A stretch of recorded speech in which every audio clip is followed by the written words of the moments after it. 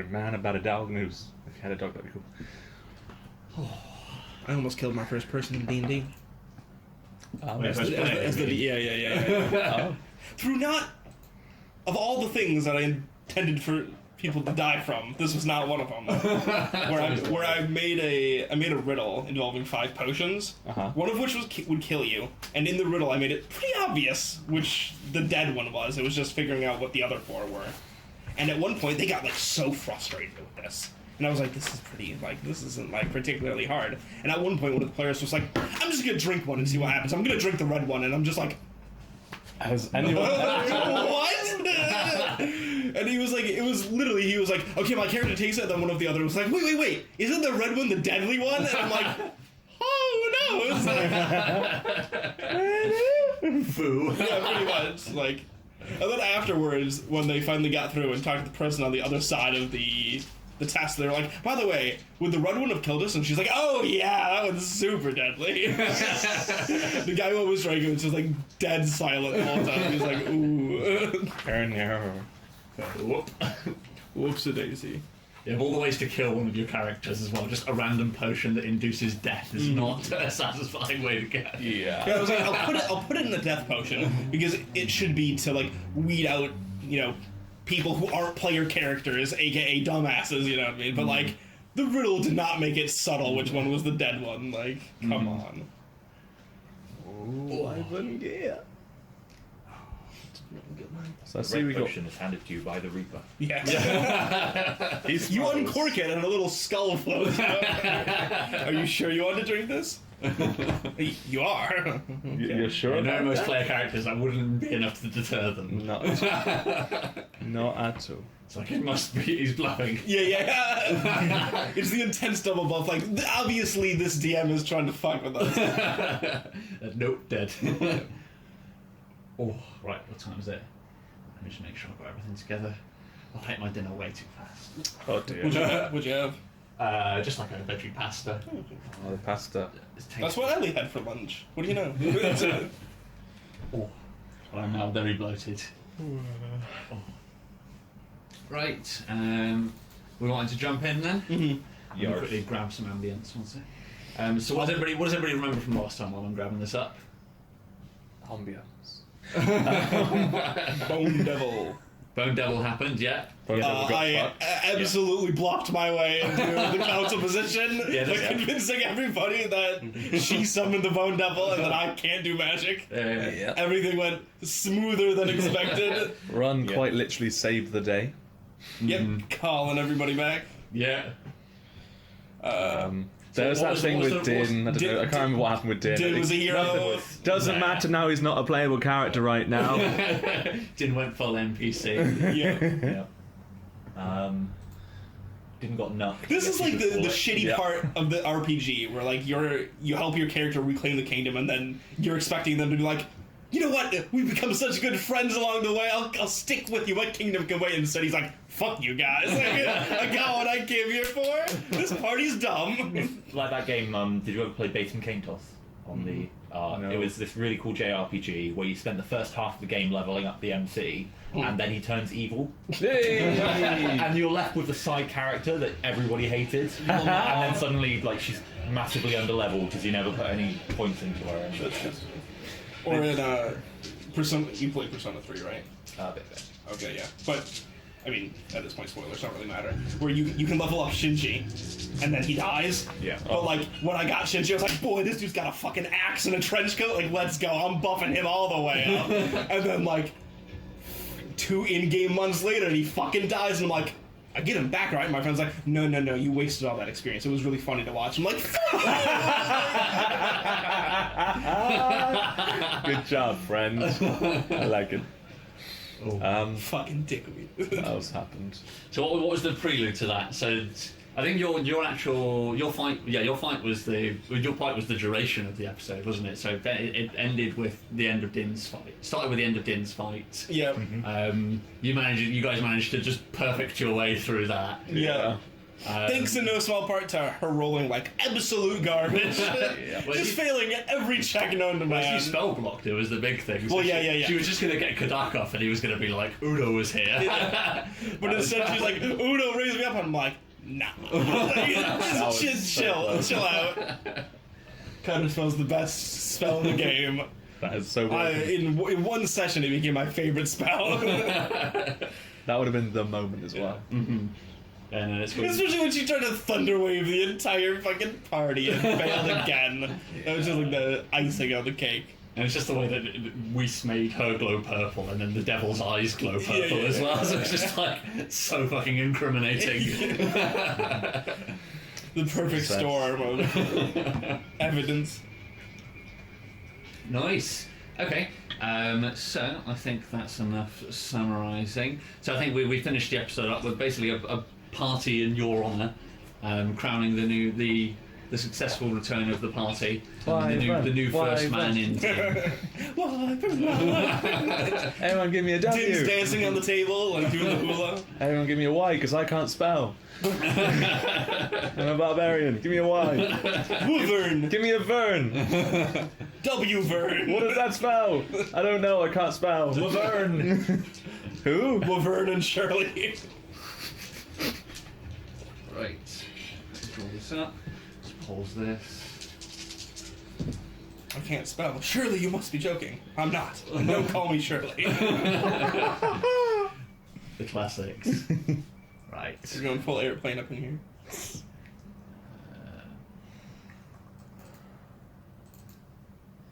Oh my dear character sheet, you're far behind on the level times. The one thing I didn't update. Right. So normal rules apply. Just one scene from the previous episode. Oh, Roll credits. So the picture of Kadak seeing Udo behind him. Nice. The glowing Chaka faced with the glowing-eyed devil Yeah. staring down at her. so I think Chaka like placing her hands on Kadak and then nothing happening. Slow panic crossing across Yeah. the face. Tiger guy. Nice. Whis watching her father hang as her ears are cut off. Nice. I think another flashback. Yarlet's failed resurrection of Bunkitro. Nice. The moment in time between planes of existence when Nuck and Yarlet said, "Don't worry, bro." And gave him a liver. And I think Nuck throwing the dice and summoning the Bone Devil for the first time. Little fucker. Ron and Din facing their god together. Nice. Yeah, I like that. Oh, so isn't this the ending? Oh. No, it's the same. Quickly, Jarly seeing the dragon for the first time. Oh yeah. Yeah. That'll be a thing. Nice. So at the end of that, Matt and Dave, you both had 3. Steve, you had 4. Yay! Nice. Oh, damn, I'm just short. I've got 10 now. I'm just short on enough XP to level up. Same. You and me 3. Right. So I think this episode starts off where the previous one does. We sort of get the normal helicopter shot of the tide chain from above. It's sort of late in night. You can see a few sporadic campfires. Most of them have all but gone out, as everybody's gathered in the same place. As we slowly get closer, and we can start to hear fading in the festival music from inside the main tent, where festivities are well and truly in full swing. We have bars. Actually, I forgot. There's some stuff we need to roll before we start this episode. Dun dun dun! Oh god! Is this whether Meryl steals the dragon? Might be. Spoiler alert! Come on, guys. Just never ends. I just want to rest. I just want one long rest where I don't have to roll anything. One rest. So let me bring up my notes. As the party music goes on in the background, so I'm sure that doesn't appear on that screen. It does. Whee! By the way, guys, Whis doesn't know, but I'm pretty sure Meryl is like 100% evil. Yeah, we learned that. So first, I need somebody to roll a. Somebody needs to roll a dex check for me. I'll let you know what it's plus. 20! 20. Don't even need to roll the rest of it. Okay, that's fine. I'm hoping that was the dragon stealth. Now Something tells me not. It probably wasn't, yeah. Now I need. Where are we? The dragon burns her. I need somebody to roll a con save for me. Alright, here we go. Well, that is a 3. 3, it's going to be plus. Is that the way you roll a 3? I rolled a 3. Okay, yeah, that's fine. That's fine. If that's the case, I don't need to roll anything else. Perfect. Please tell me she's dead. Someone's dead. So the camera sort of slowly pans down towards where the festivities are well and truly in swing. The camera sort of, we get the drone shot as it sweeps down in through the door and past Shaka's corpse, which is well battered and on a skewer outside the main entrance to the tent. Seeing that, I just imagine that we've elected Trump as a... Din just seems to be Trump to me, see. And we probably will, as the camera sort of pans into the door, like a grumpy-looking lower member of the tribe is like dragging a cow in by a rope. And as the cow looks nervous as it gets further and further into the tent, and when we see Din at the far table gesturing to bring it in towards him. And the camera sort of pans round to the side away from where Din is, and the cow gets dragged off in his direction, and there's a crunching sound and half a moo, as Din instates his new ceremonial practice of killing all of his own food. What have we done? So I think we plan one. Where are you guys all situated in the festivities? Like, where would you guys have all, now that we're in a party in sort of your and Din's honour at the moment, in amongst a load of revelling barbarians, where would the three of you be respectively? The most of the 10 are still here, short of one conspicuously absent member. Do the 10 have like their own special table? They are. So they sit. So the table that you fought just inside. So it's probably still drawn on here. So this is the space here. So they've got the arch table at the top. So all of the spaces would be filled apart from Mal's. She's still absent, having fled the scene during the fight.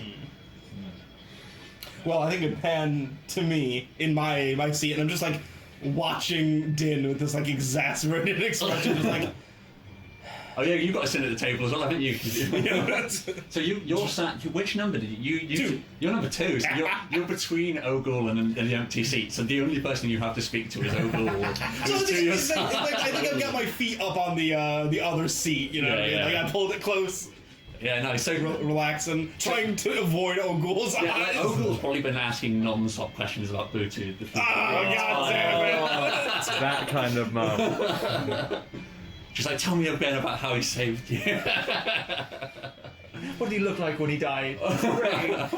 Did he look like a bitch? Did he hug the mace as he went to sleep at night? Did he ask for me in his final moments? Oh, it was pretty quick, like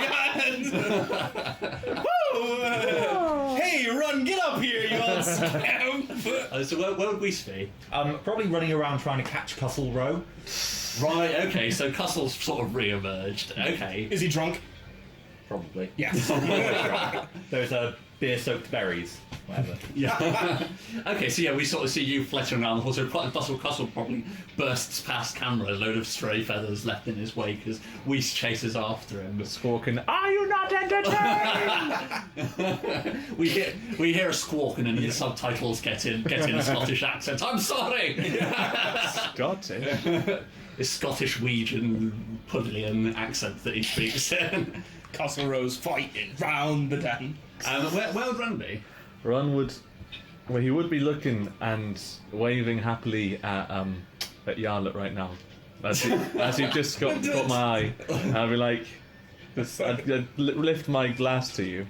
And then I'd be turned around to be sat... I'd be in... Chatting up some sweet barbarian. Yeah, I'd be in the middle of the crowd. Yeah, so the people who you stirred up. So you probably would be. So you'd be in amongst the people, as it were. Yeah. So probably sat at the head of one of the long tables. Which the majority of people have to sit on these 2 long tables at the bottom, unless you're one of the 10 or one of the members of the sort of their immediate underlings who sit on the rugs towards the top. In fact, You're an immediate underling.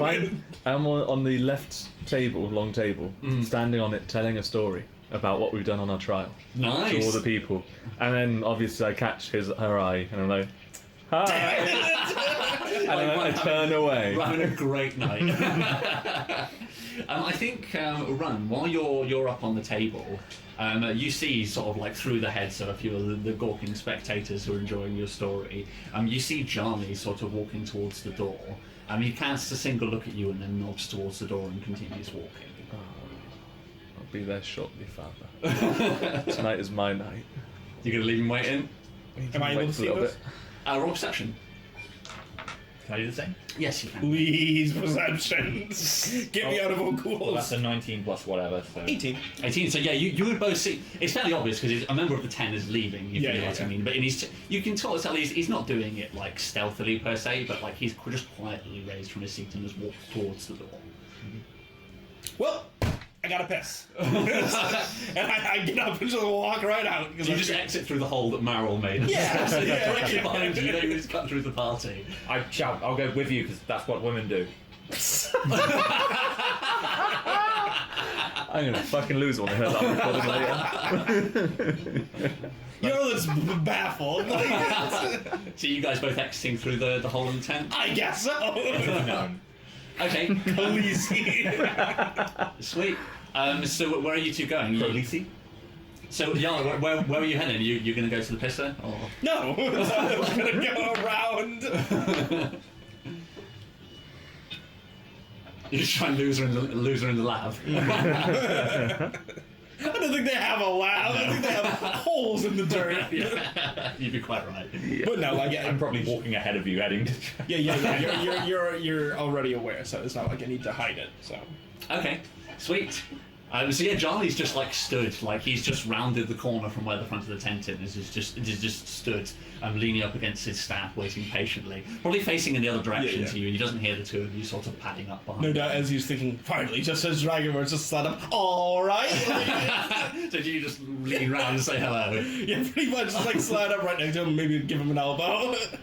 He looks. He's now a low-ranked member of the council. Yeah, you outrank him now, I suppose. So In one fell swoop. Okay, so yeah, he like lets out a long sigh, and because you speak, actually roll insight.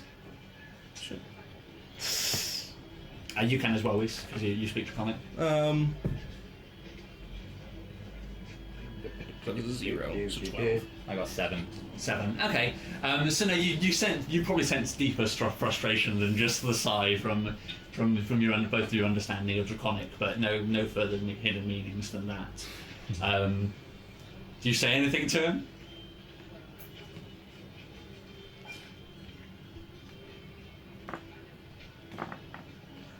I forget. Did I overhear him tell the two Dragonborns not to aim very high? No, that was just to Okay, just to that's run. fine. Oh, okay, just to run. Yeah. Not even to Din. So no, Din didn't hear it. In that case, I'm gonna be like, your son's pretty good, huh? Like, Din's quite the man. Yeah, he's in Draconic. He replies to you. He says, "Yes, they're very, very impressive." Roll your insight with advantage because it's in Draconic. Sure. Oh, 16 or 15, so 16. Okay, you sense from that he's like, even though the tone was almost enough, like he's definitely not impressed that Din is now the head of the tribe. Almost the head. O'Ghoul's technically the In head. common, I say, are we going to see the wagon? And No. Roll a stealth for me. that's a 17. Okay, that's fine. No, I was really hoping it was going to be like a 1 and be like, go to see the wagon. There's too much reveling going on inside. Nobody hears you. And he says, he replies to you again in common. It'd be prudent to check on him. Just waiting for Ron. How long would they be waiting, Ron? Well, I'm in the middle of a story. Yeah. And owls crept down. Silent as a ghost, they say. But I heard him. Have we had a short rest? Yes, I would say so. I would like to look into the tent, hex him, and give him disadvantage on charisma. I was coming to the end of my story. Let Ron You have look so offended. I am offended. I just want him to bomb his story and be like, well, I guess I'm good. So yeah, roll. So how does your hex work? So basically, I just mark a target as a bonus action. Right. When I do it, if I attack them, I get extra damage, but it also gives them disadvantage on skill checks of whichever stat I choose. Okay, so yeah, roll a performance with disadvantage, Dave. Oh my god, please fail it. Well, that's Oh, damn. a 22. Please, one. Ha! Or Damn. 17. 17. Okay. Nice. go, I was ready for the one where the girl's just like, and then what happened? He's like, and then I ate some goat shit. So no, yeah, Tasty as shit. like yeah, I think there's a moment where Run's eyes glow purple for a second, but he blinks and shakes his head, and then carries on the story. But whatever step he missed, the story is too exciting and gripping, and he's recounting it from truth. So there's no step missed. And I finish off with, and the next day, we found some proof of ours. When everyone was all quiet and close nearby, and I say, I'll be back later. Okay. Snapping a wink, and then you stride out of the tent. And I hear them go, come back, tell us more. Make love to me, Randy, please. Yeah, probably like one of the children of the town. Like What? there's only like 2, 3 of them. Like born, Make love to they what? were born here. Like this dirty child probably grabs you by the hip as you're just about to walk out, and he's like, "Please, dirty, sir, dirty I want to child." hear the rest of the story." No, this is going in a way different direction. It's like, Tai Ching just got way wilder. Like, Cross paths on that conversation. So do you ignore him? No, I say, I'll be back. Okay, yeah, and he nods and then goes skipping off to where his mother is inevitably drunk somewhere inside. But don't go to bed till you've heard this one. By the way, my concentration is still on that. Okay, sweet. Hey, if you go down, I can put it on someone else. Well, thank you. That's nice. So yeah, so you emerge from the tent sometime later, like, and you see that your father is stood with your two compatriots outside the tent.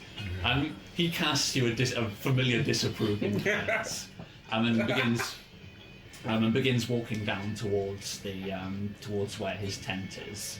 On the way down, he does turn to you in Draconic. He says, "So you've decided to challenge Tabor?" One day. Now is not the time. But yes, I will. did you have to leave me with a Google? I asked you to come up. You look so happy. And I was telling stories, so you look so happy. He says to you in Draconic, we need to talk later before you decide to go any further with that. And all of you roll an insight for me, seeing that you all speak Draconic. With advantage? Yes, it'll be with advantage. Nope, I got double sixes.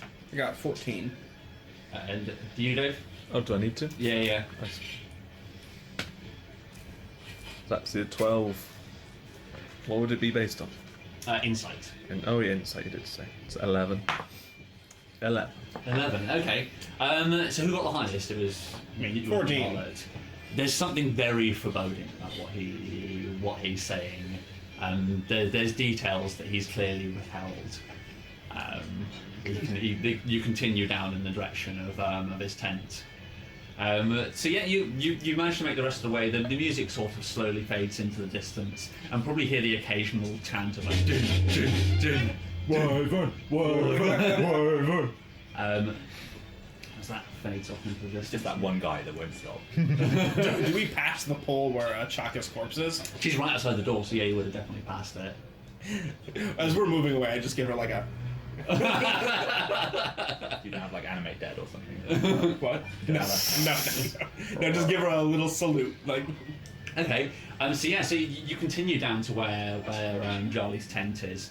You round the corner into... let me turn some of this down a bit more. You round the corner into his tent. He pulls back the curtain, and then takes a second to look around as he lets you all in. And there's a very tense moment as he sweeps over the tent. He moves over to the bed where the dragon was and pulls the covers back, but the dragon is not present. Well, didn't see that coming. Well, Can I roll an... Like he turns to you all, and you can see this clear panic in his eyes. Can I roll an investigation to see if I would connect the dots between Meryl still being absent and the dragon now being gone? You can roll an investigation to certainly CSI either place, and that would certainly be a contributory factor.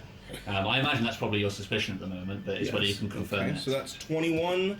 No, wait, why am I rolling with advantage? 21. 21.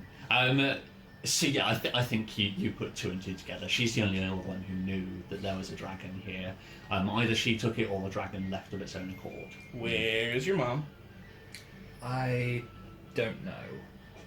I can check a tent. Yeah, that sounds like a good idea. A good start, anyway. So I'll go. I say, wait for me here, and I'll run and check on her. Okay, he nods. Johnny nods to him and says, "Haste, child." Mm-hmm. And I leave. No, I don't. I'll take Cussle with me. Okay, sweet. So you jog off with Cussle on your shoulder. So yeah, I suppose at this point you've caught Cussle, so you can have a conversation with him now on the way over to Maryl's tent if you would like to. Yeah. I grab one of the feathers, he's on my hand, and I grab one of the feathers under his wing, and I pull it down, I'm like, start talking! He says, well, I wanted to give you a message, but and I think we get a mini Cussle inspiration scene as he explains it to you. Right. And when we see the hall that you were all previously in, but it's empty and it's early in the day, and there's only two people in the hall, Yuzente and Ogul are sat at their places at the head of the table. Cussle flies in through a hole up in the roof and lands on Yuzente's shoulder. Yuzente begins deciphering his message. He's like, "Oh, what's that, Cussle? The group are coming back." And then the Cussle takes one nervous look at Ogul, and he's like, "They killed the wyvern, and that's it."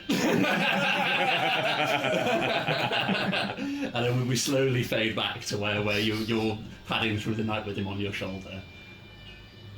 Right, so he never actually told them about the dragon. He told them that he didn't tell them. He told Yuzente about the dragon. She didn't pass on the message. Right. He didn't tell either of them about Butu because he didn't want to get squashed on the spot. Mm-hmm. Okay. Cool.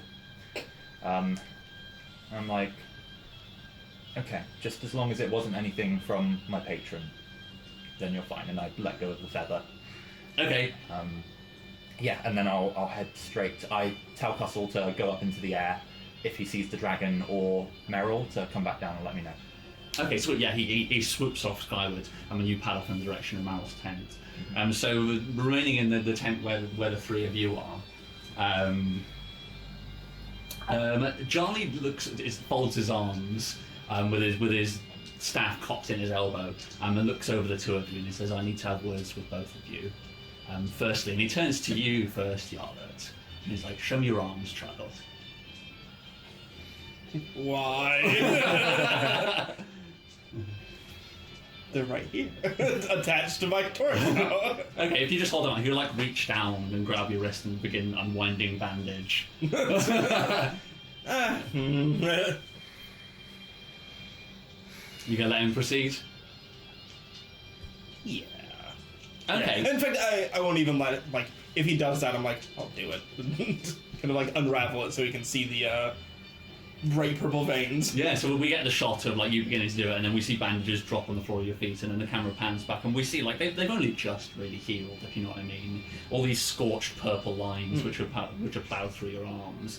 And then Charlie looks down at them and scowls, and he says, "These are dark powers you're messing with, child. Where did you learn this?"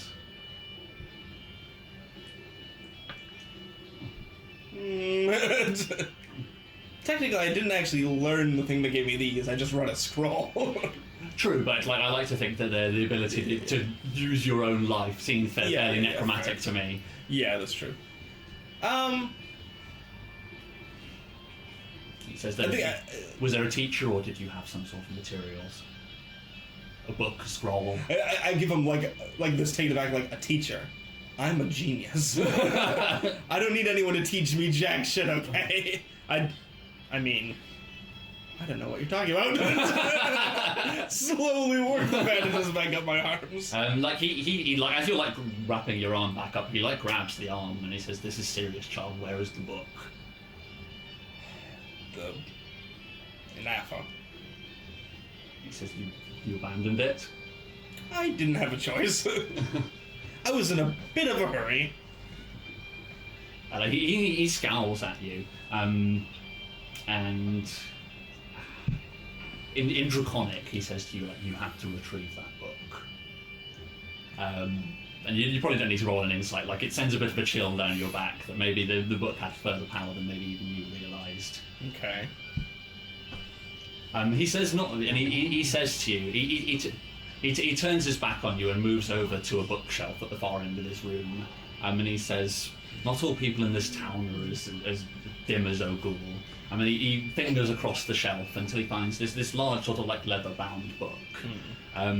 He places a finger on top and pulls it out, and then brings it over to you and flaps it open and thumbs through the pages. He gives a curt nod and then slaps it back closed and hands it to you. Okay. So, what is it like? Do I know what it is? You open the book and all the pages are blank. Oh, okay. Oh. Is it a spellbook? Like, can I tell it's a spellbook? You could 100% use it as a spellbook. Yeah.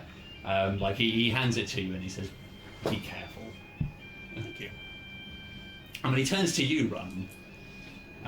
You fucking do! What are you doing? And he says to you, "Do not seek power, my son. It is the poison of our kind." Flesh cut to tin. yeah. Bring me another cow! Slap, slap, slap. He says to you,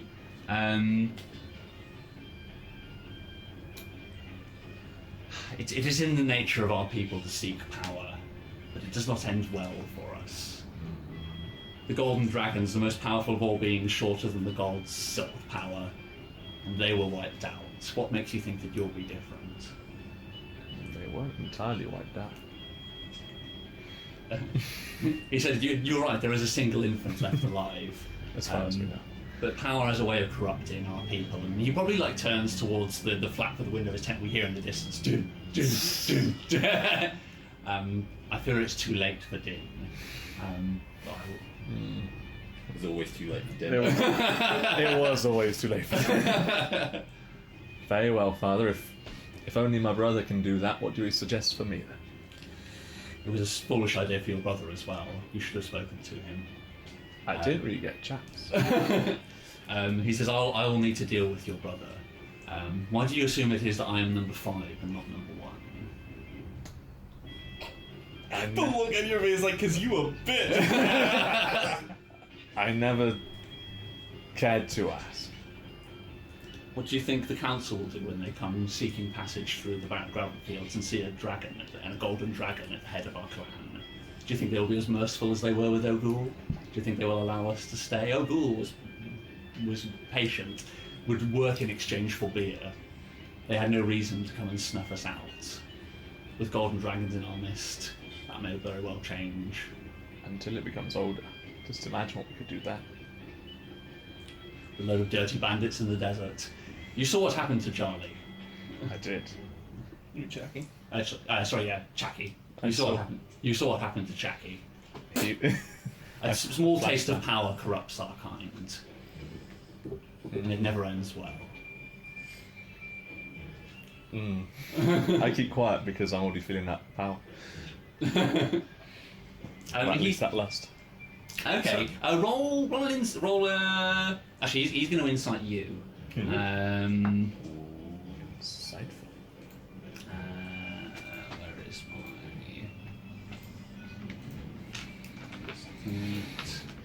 He's an insightful fucker.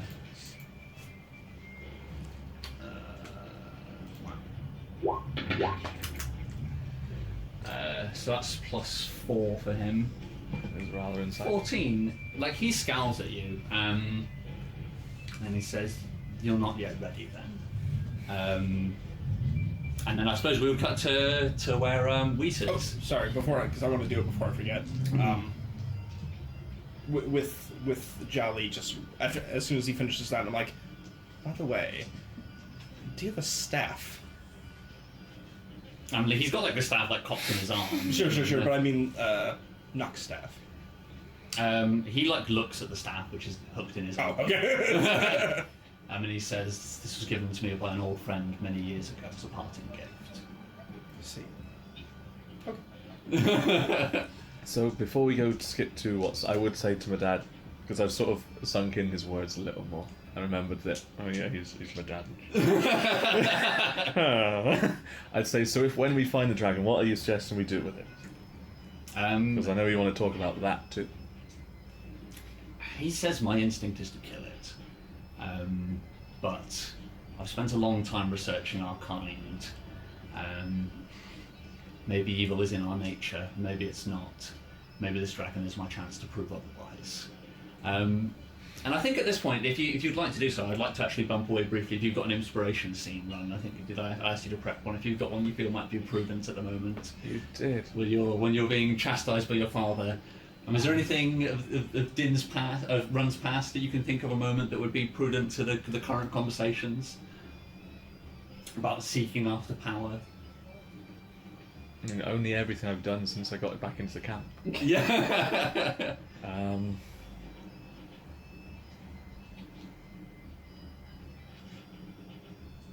Alright, yeah. So, way back when we were but kids, long before we actually went out into the field. So, imagine a young Din and a young Run were a bit more adversarial when we were just quite young. Yeah. And so, we would, I'd gather in a gang of fellow little barbarian kids, and we'd all have rough and tumbles that would be a bit more rough than just tumble. Yes. And I suppose one time, and that's when it all sort of stopped, was when it got very much too rough and tumble, and Jolly had to step in before me and Din really got like claws out. Right, I get you. Yeah. So like probably one of you was like chest puffed up, ready to flame one of the other kids. Din was probably like grabbed the rock and saw the top side of somebody's head. Yeah. And was lifting it up, ready to stove, and like a hand grabs his wrist. Yeah. And then Charlie like drags the two of you away. Yeah. Yeah. Okay. Nice. Any questions from the other two about young Run and Din's time growing up in the town? On Run's part, was that at that age? Was that calculated? Was that him trying to get like a following? So that was. Yeah, it was. Yeah, it was Run getting that first taste of getting people behind him and seeing what power can do. Right. Because it was very much Din versus Run, and it'd be a case of partly the fun would be like the more people on each other's side would obviously get close to winning. But then once it was quite balanced and Din was obviously a bit stronger, we fought where there was more of us, and that's when it got a bit too rough. Nice. Any questions from you, Matt? Anything you want to know about time growing up in the town? Doesn't necessarily have to be directly around this little scene. I think I'd wonder what Jolly told you once you got back to the hut, or back to his place. So we were very young, so he wouldn't go too much into why power corrupts, but he would.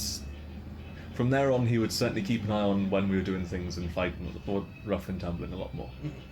Long before, like I say, before we went out and saw how dangerous the actual world was, we were because we were still part of the council members' family, we were still quite sheltered, as barbarians can be.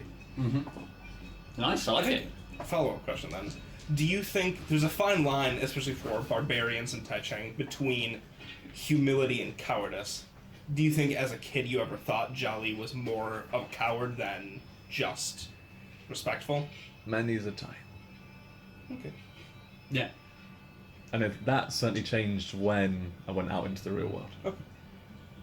Nice, cool, I like it. So yeah, so inspiration scene, so point of inspiration for you, Dave, and then that was DM'd as well, so you can have two, and then one for your favourite question. Alright, yeah, one for Matt. Thank you. Cool, I like it. So yeah, so we sort of fade back through to present day.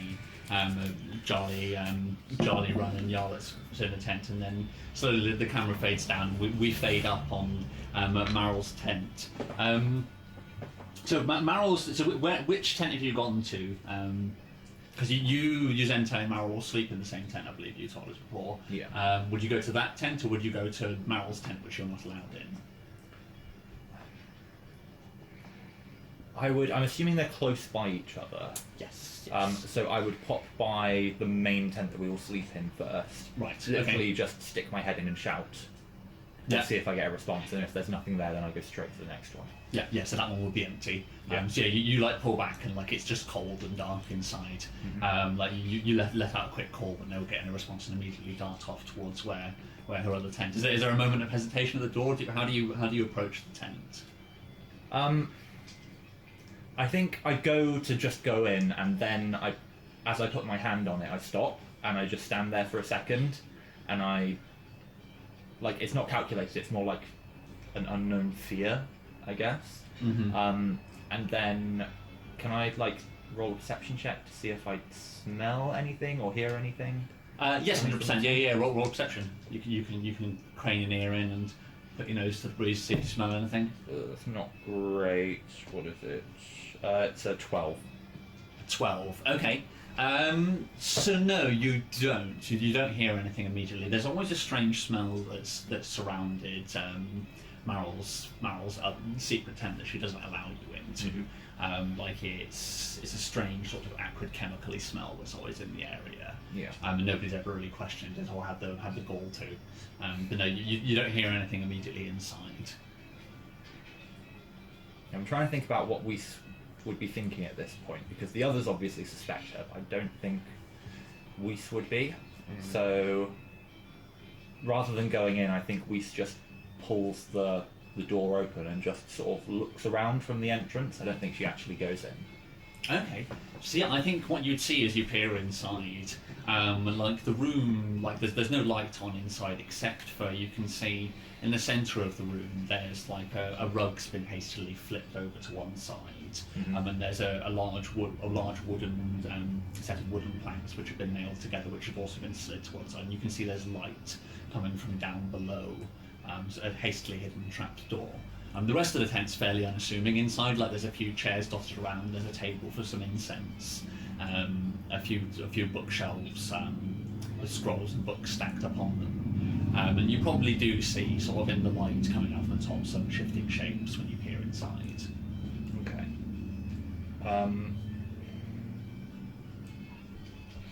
Bear with me a second. Okay.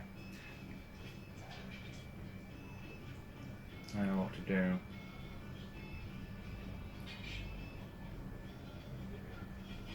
I think. You can always Again. call out. Yeah, I'll just call out and see if I get a response. Okay. I'll just be like, Mama, Mama. Is that Okay. you? I think you call out and you hear something smash, like something has been dropped on the floor, and then there's some shuffling, and after a few seconds you do see Maryl's head emerges from the trap hole, sort of illuminated from below, like she's telling a scary story, and from whatever light is down there. And she looks wide at you, and she says, "Just Weiss, what are you doing here?" She said, and she looks leans to the side to see if there's anyone with you. She says, "Are you alone?" Yes, I'm alone. The important thing that I mentioned, it's gone missing. And she says, "It's here. Come in." Okay. I'm like, there's like a look of instant joy, like childlike joy, when she's allowed to enter the place that she wasn't able to enter before. Yes. And she goes in. Okay. And she said, "Pull the flap behind you." Cool. So yeah, you enter in, and like it's a very sort of unassuming space that you're in, as I described before. But as you get closer to the sort of hole in the floor, like you see, she immediately, her head just disappears back down below, and as you sort of like peer over the top, you see inside this space, like she just has a single torch, which she's just dropped on the floor in the centre of the space. Yeah. You can see illuminated around. There's tables sort of stacked up with all sorts of like glassware and tubs and things like that. I mean, you do notice piles and piles of like rolled up paper all sort of bound, and then you notice there's some sort of slightly archaic looking runes scrawled up on a sort of blank piece of paper above where all the scrolls are. Okay. You look to the side, and you as you sort of like work your way down, there's sort of like it's between steps and the ladder in that there's just sort of like dirt steps which are all sort of this tall, but only sort of like Yeah. like a few inches each. So you have to sort of climb down them like a ladder. Yeah. But as soon as you're a few steps down the run, you see that she's clumsily trying to shoulder an unconscious dragon into a cage which she has at the far end of the room. She sounds kind of evil. She says, "Quick, help me with this." Not that I'm questioning what you're doing, but what are you doing? She like freezes for a second, like not expecting you to not just comply completely. She turns to you and squints and says, "This is an order from your patron, Cuzzle told me." Can I roll insight? 100% you can. I think instinctively I don't believe her, but not good.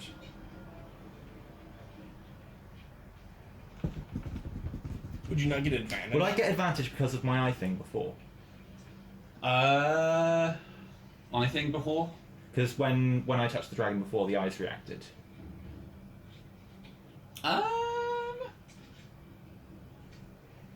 No, I don't think that would give you an advantage in this situation. So if you want to roll again, it would be an inspiration. I'm going to spend a point of inspiration then. No. No? No, it was like a 10 altogether. Okay. So, well, it seems legit. Like, like that's probably what you do flashback to. Like, we probably see in your head for a moment, like your hand touching the dragon and your eyes lighting up. Yeah. And you think maybe that this must be what the dragon, your patron intended for you to bring the dragon here. Okay. She's evil. What are you intending to do? She's continuing to sort of like struggle to Yeah, push I'm this saying dragon this up. as I'm like helping her push the dragon into the cage. Yeah, okay. Like she like gets her hands in underneath, and you both haul it in, and she pushes the door crosses and slams on a heavy padlock. And she turns to you and she says, "It's only fair that you know as soon as you brought this here."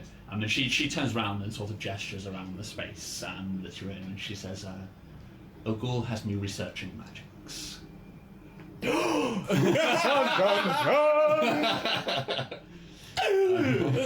my god! I think we said something like, I didn't think she was that progressive. She like breathes out through her nose a scoffed laugh, and she says she's not, but she's certainly that hypocritical. And then she moves over to the table at the side, and she grabs one of the rolled up pieces of paper and flattens it out on the table. Roll an Arcana to see if you immediately recognise what you're doing with. It's going to be flat roll, I think. 15. 15? Okay, so yeah, you'd certainly understand probably from the context of what she's telling you, this is a magical scroll that she's at least attempted to make. I'm so wrecked. I can't contain it.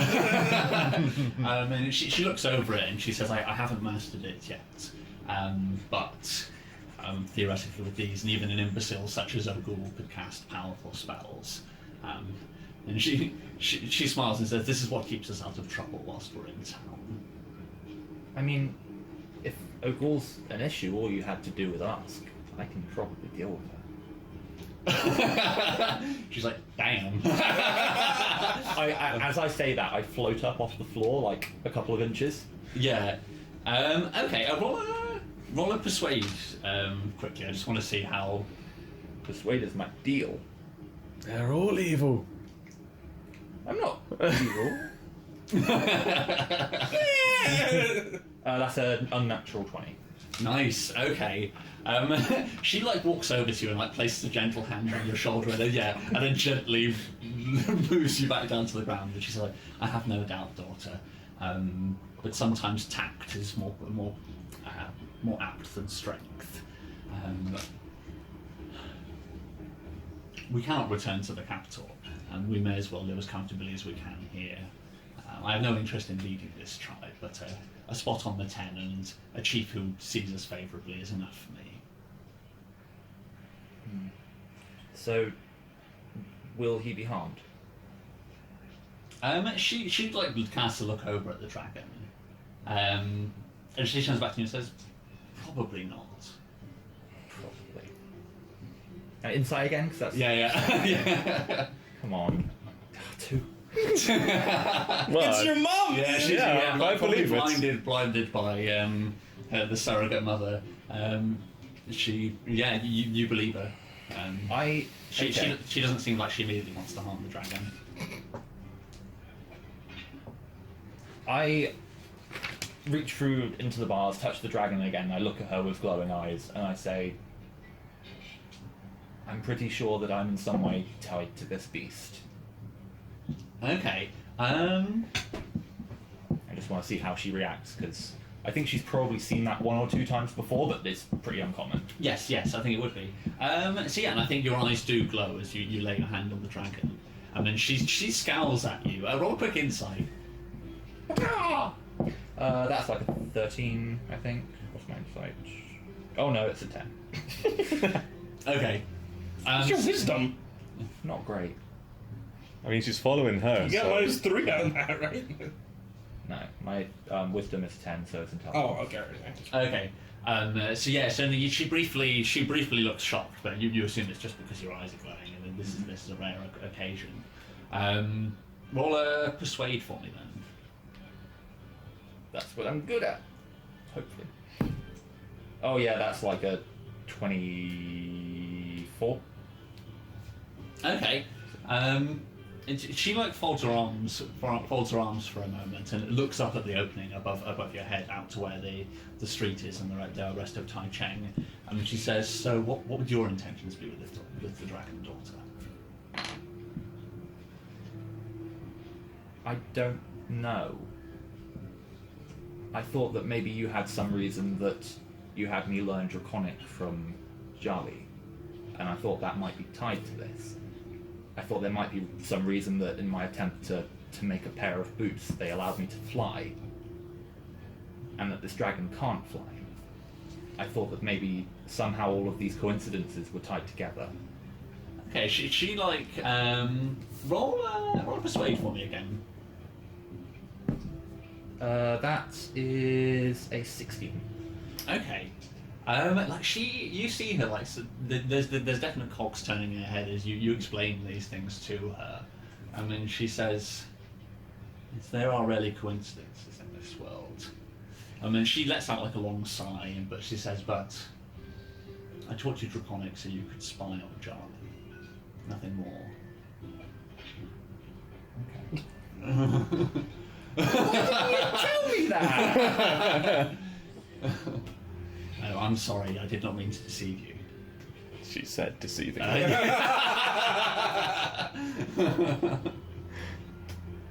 Now looks at the camera and winks. The Jolly, Run, Din, the gnome girl. Damn, bitch! She knows the others a lot better than she knows you. Fair. They're all heavily invested in the fate of this creature. I think it would be more dangerous to get on their bad side than it is to get on Ogre's. Oh, interesting. Okay. You're not wrong. Yeah, right. she like squints this moment, and there's a few moments where she's realizing, and she then turns to me and says, "What happened after I left it?" Oh,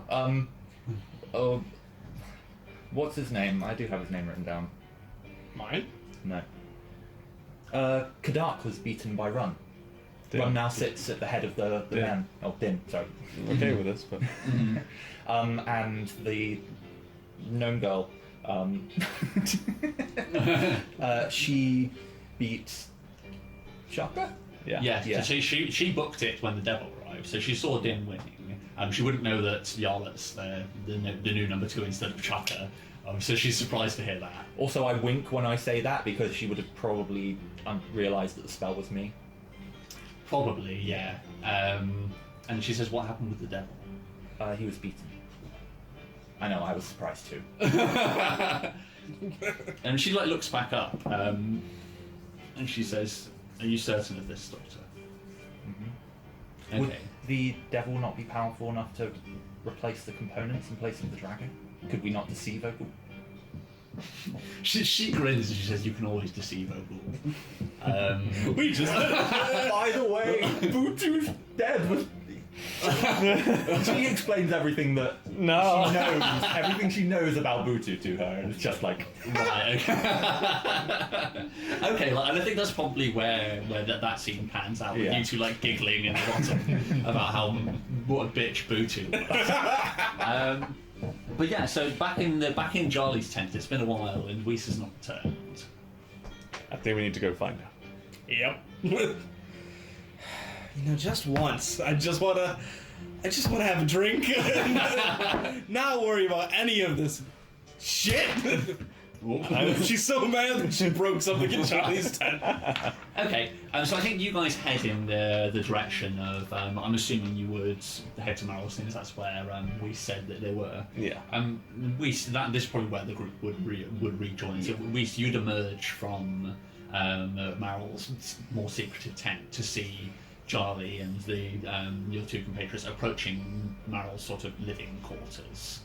How would you approach them? You do probably all see each other. Like one of you's probably like nosing inside where we sleeps at night, and then you turn around and see her emerging from a different tent over to your right. yeah. Hi, it's me, Yarlet. Hi, we've met. Damn. Both had inspiration. Okay. And then I guess I would invite everybody into the not secret tent Yeah. Okay. Yeah. and ask Meryl to come along to speak to Charlie. Yeah. Okay. So like there's probably a moment where you head into your sort of your living quarters tent. It's probably a simple sort of like fur structure with a few sort of bedrooms off to the side. And in the centre has a long table which you would normally eat at with your two mothers. And we probably get an awkward situation where we've got Charlie sat at one end of the table, Meryl at the other. Yarlet and Run on one side of the table, probably Yarlet sort of slightly higher up than she would normally be, as the bench that she sat on is elevated by Run on the other end, and we sat at the other end of the table. And then everybody sits silently for a second. Charlie will probably break the silence and say, "Where's the dragon?" He's in the other tent. He's safe. I've spoken to my mother about it. She was acting out of fear of Ogul. Okay, roll persuade. Oh, can I say it in Draconic? 100% you can. So, So your mother doesn't know what the fuck you're saying. so does that mean I get advantage because I'm being honest? Yes. Yeah. So, wow. Well, it's a 9 plus 7, so it's 16. 16. Okay. Like he scowls at you. Okay. And he says to Meryl, what are your intentions with the dragon? But at this point, like she just looks to you again, Weiss, and gestures. And she says, Weiss now has the most intent with the dragon.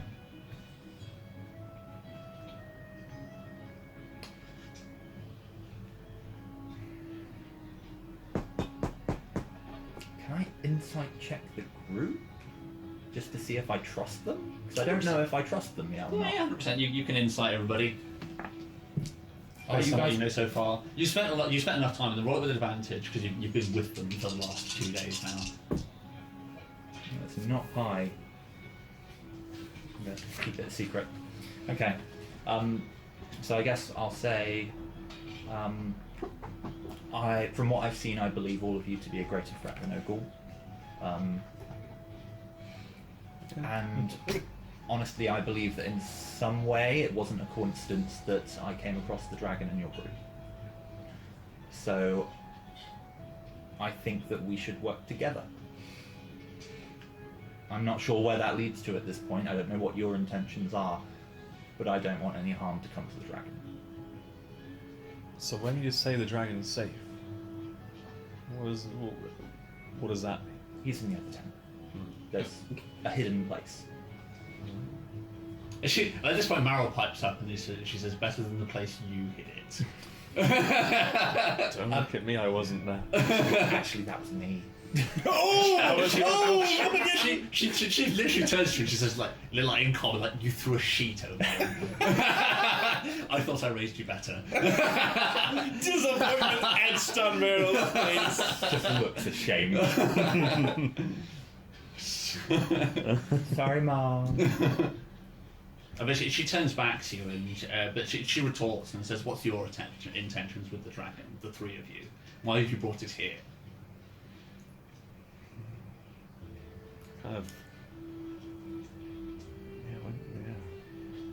Kind of. I'd look at my dad at that point.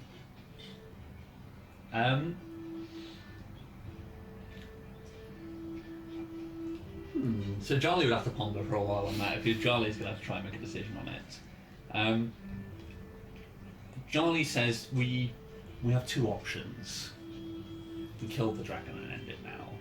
But he looks across at you, Weiss, and says, "But I feel that's not a popular choice." Veto. It's gonna be a no from me. I'm like, does anybody else pipe up at the idea of killing the dragon? Yeah, I think Yarla would. She'd be like, he's a cowardice little shit, but he's getting better. Maybe a little too better. Now that I think. Like, he wouldn't even ask it as a question to you, Yarla. He knows you read. And he's like, you know what he's kind of done. I mean, it's probably worth filling in a little bit of, like, dragon lore at this point. Because basically, the history books in 3Cs all start at the moment with the Great Dragon War. Okay. There's nothing prior to the Golden Dragons trying to wipe everybody out because they near enough succeeded. They got stopped at the last minute by the Great Sage, who you guys all played through the Descendants of, and the combined effort of them and the Silver Dragons. But humanity very much had to bleed back up through the ashes. Like, the history books don't go back further than like one full elven life is like as long as history exists in this world. And because everything was completely scorched bare, like, there's a very good reason why people don't want the Golden Dragons to come back. Do we know if one dragon is enough to repopulate? Charlie says it's not, but one dragon's enough to cause untold damage. He may be sweetening this now. Do you audibly scoff at that? Yeah. Like, he probably squints at that and says, "What was his demeanour like on the journey?" Pretty cowardly. At first. He seemed pretty into it to me. Yeah, he's getting a little zesty when it comes to fighting. We finally convinced him to fight back, and now he doesn't do anything but fight back. And he like, at this point, like, he would cast like run. He would cast you a knowing glance. So, like, having your conversation earlier, and he says it is in their nature. What happened to the silver dragons? Are they still around? They left. There are the silver dragonborn still live up on Colossus Step, which is way off on the world map, above North Kasad in the mountains that separate the two seas to the north. The silver dragons live high in the mountains. They live a reclusive lifestyle, far away. Where their patrons are, I do not know. They left after the war ended. I mean, he's not going to turn into an ancient Gorg dragon overnight. Perhaps we could seek counsel from them.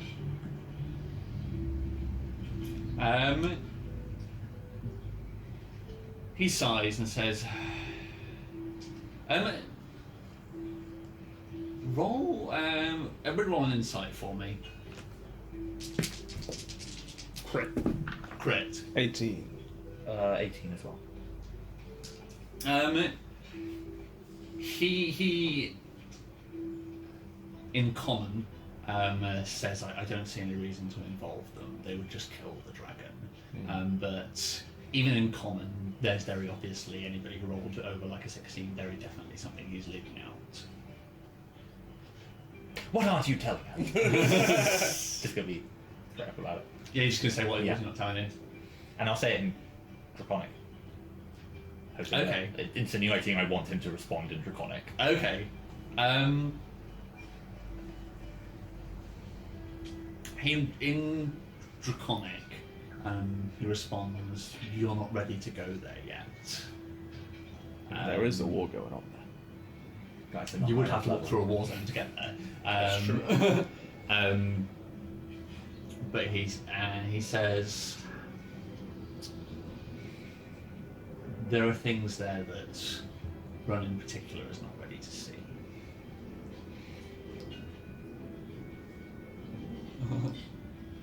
Wow. It's your mother. She's a whore. The biggest whore in all the land. I mean, he Shut about my mouth. But he turns to you and he says in Draconic, we will speak more later. Well, I want to know. if that's out of the question, why don't we just see how he does?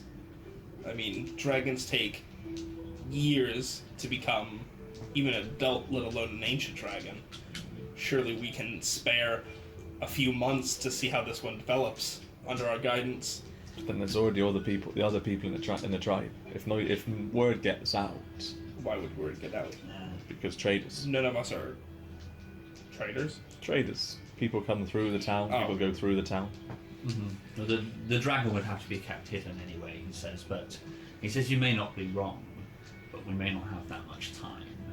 And he squints and says, my Chucky, fool that he was, stumbled across something that I don't think you saw in his books. This dragon may grow faster than anticipated. Shaggy! From beyond the grave, it taunts us. So he says dragons recognize each other's age by the amount of scars they've received and the hardships they've been through. Hence the way our horns grow and our whiskers with them. By torturing the dragon, Chucky may have heavily expedited the growth.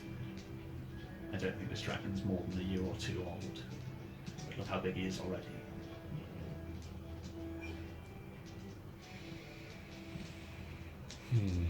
Well, I look to Meryl then and I say, Ogles had you researching magics. Is there any way through that you could potentially tame his aggression? She shakes her head and says no. Although she scratches her chin and says, although I'm not yet a master of magics, but I am a master of poisons, we could sedate him. Without hurting him? Without hurting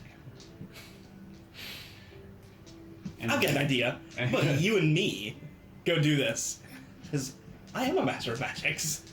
And you're a master of poisons. And together, I'm sure we can find a way to definitely knock this dragon out without killing him, and definitely not to just let me see all the magic that you've discovered. Okay, roll a deception for me. Oh, my deception's alright. And I have inspiration to spend. We can crit fail, right? If I crit fail this, I can't spend an inspiration. Got it. I'm gonna spend an inspiration. Yeah, that's fine. right. That's right. Okay, 18 plus 4, so 22. Or I'll just see if I crit. No, so 22. Okay. She stares across the table at Weiss initially, but then says, I see no safer place to keep the dragon. You're all going to have to gain access to my quarters, but you must tell nobody. What I'm doing is forbidden, even though it is ordered by the chief. And she gestures and says, follow me, and stands up from the table and moves towards where the exit is. And Jolly stands up to follow. You're excitedly panning afterwards. Okay, cool. Everybody following? Yeah, I suppose so. Okay. Yeah, I'm going to, when everybody else leaves the tent, I'm going to cast, it takes a minute, so I'm like a minute behind everybody. Yep. I'm going to cast Flock of Familiars. Okay. So that spell I sent you. Yep. And basically, I'm going to have, how many is it? 3 third or higher. So I'll have 4 additional crows. Right, Like, yeah. castles not counted in them, that are just basically keeping watch outside. So they're just on top of tents. Okay. And they're psychically letting me know if anything comes and is spying on us or anything like that. Nice. So yeah, like they'd be perfectly blended in. Like, you know, Gesundtai's sort of like small tent, which is covered in baskets full of birds, isn't far away. Like, it's not uncommon for there to be ravens all over this area. Yeah. And we sort of see, like, as they're rounding the corner out of the tent, just a few random ravens' eyes flash for half a second purple, and then they all their heads lock on the group as they move in. So you'll have to stay behind for a minute, just for a minute, as the rest of them go inside. But yeah, Meryl leads you round through her tent, and you see the same thing that we sees.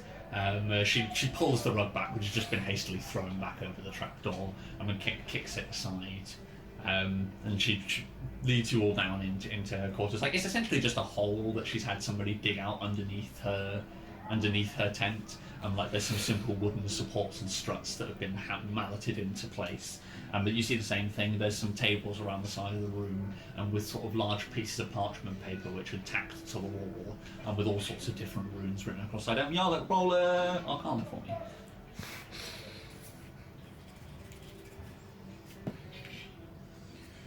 Sorry, that one was cocky. Yeah, that's fine. 3 plus 8, so 11. Okay. Yeah, do I want to reroll that? Yes, I do. Okay. I'm sure you could just ask her at this point. Yo, that's prideful. There we go. Alright, so 18. Okay. Maryl's clearly a very learned woman. She's clearly not a wizard. But like, your eyes would just be immediately drawn to just errors everywhere. Would be the only thing. You wouldn't be able to unsee the mistakes that she's made in various spots all over the place. Like, you do notice. What did you roll again? 18. 18. She's gathered some good materials, but like the magical knowledge that she's putting in behind it. Like, there's a few like wizarding books dotted around the place, that you can see she's clumsily been trying to render information from, but she hasn't got the background to do it, and she hasn't got that far. Okay. She's got very far in terms of resources, and in terms of resources, she's done very well. You see all sorts of alchemical ingredients all packed up in racks or on the side of the room, but the actual magical knowledge side she hasn't done well on at all. Probably due to the fact that it would be very hard to bring that sort of thing into Tai Chang materials she's managed to gather from creatures and likes, and probably a lot of it crosses over with her poisons. Yeah. But in terms of the actual knowledge behind it, she isn't there. I think that whether you say out loud or not, like that's what you would take it. Yeah, I think Yarla would just climb up. Okay, but yeah, then you would immediately be drawn to in the corner of the room. You see the dragon sort of like, he's sort of probably like arse is flopped over the top of his head where he's been clumsily lumped into the cage, but he's like out of this. He's well and truly unconscious. Okay.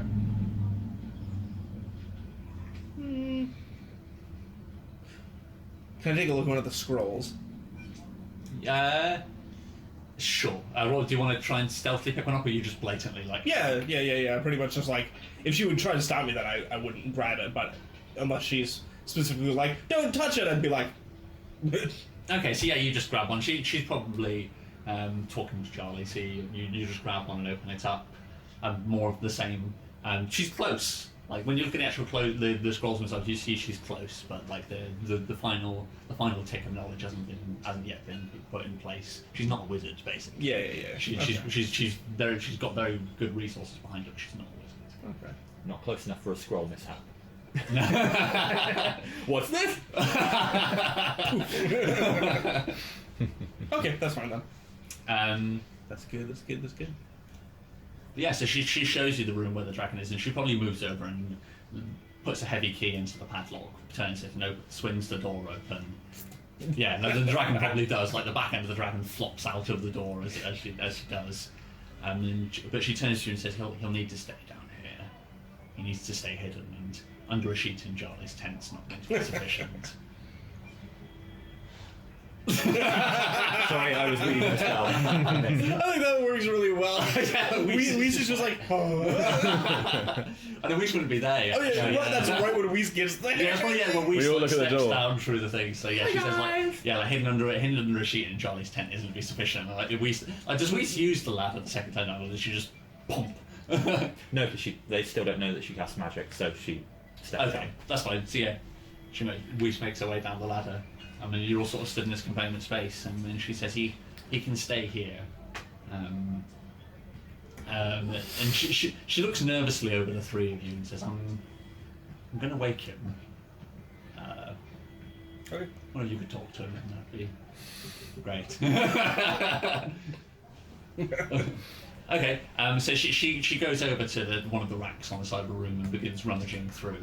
And she pulls out a vial from the side, and grabs a pin off the side of the counter and swirls it around the liquid inside. And she nervously places a hand through. She stands to the side of the cage and puts her hand through the bars, and then just gently pricks the dragon's thigh. And within a few seconds, we see his eyes begin to stir, and he begins to wake. Is he going to say anything while he's groggily coming around?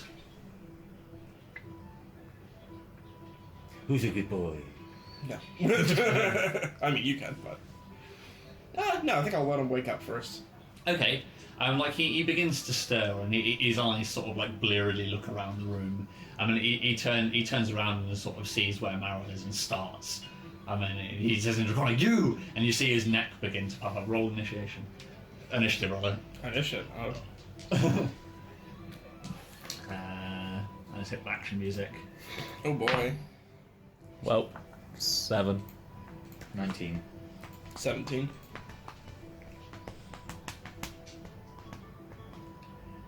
Three doesn't, does it? Let's music. There we go.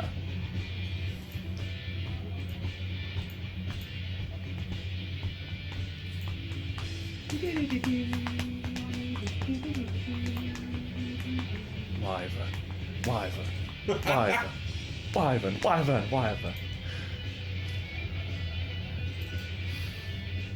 Mr. Inflatable Handman. So that's what I was going to do. Actually, I was going to start using the initiative sheet on screen we said before, and so I'll use the one that's in roll 20. Then we can see it. Yay. I should keep track of shit. So I've never used this before. What? Hey, look at that. 7. Hold on, I need to add a new person.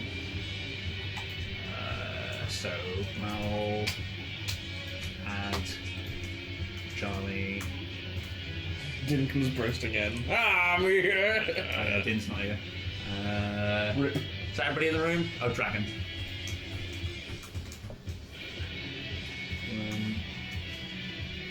Is that everybody? Yeah, cool. So what everybody roll? You might get a council spot without even fighting. What? True enough, yeah. it'd be Seven. George's your mom. 7. 7. I was 19. I was 17. 19. Yara is 17. Meryl, seen some action for the first time? No. Wow.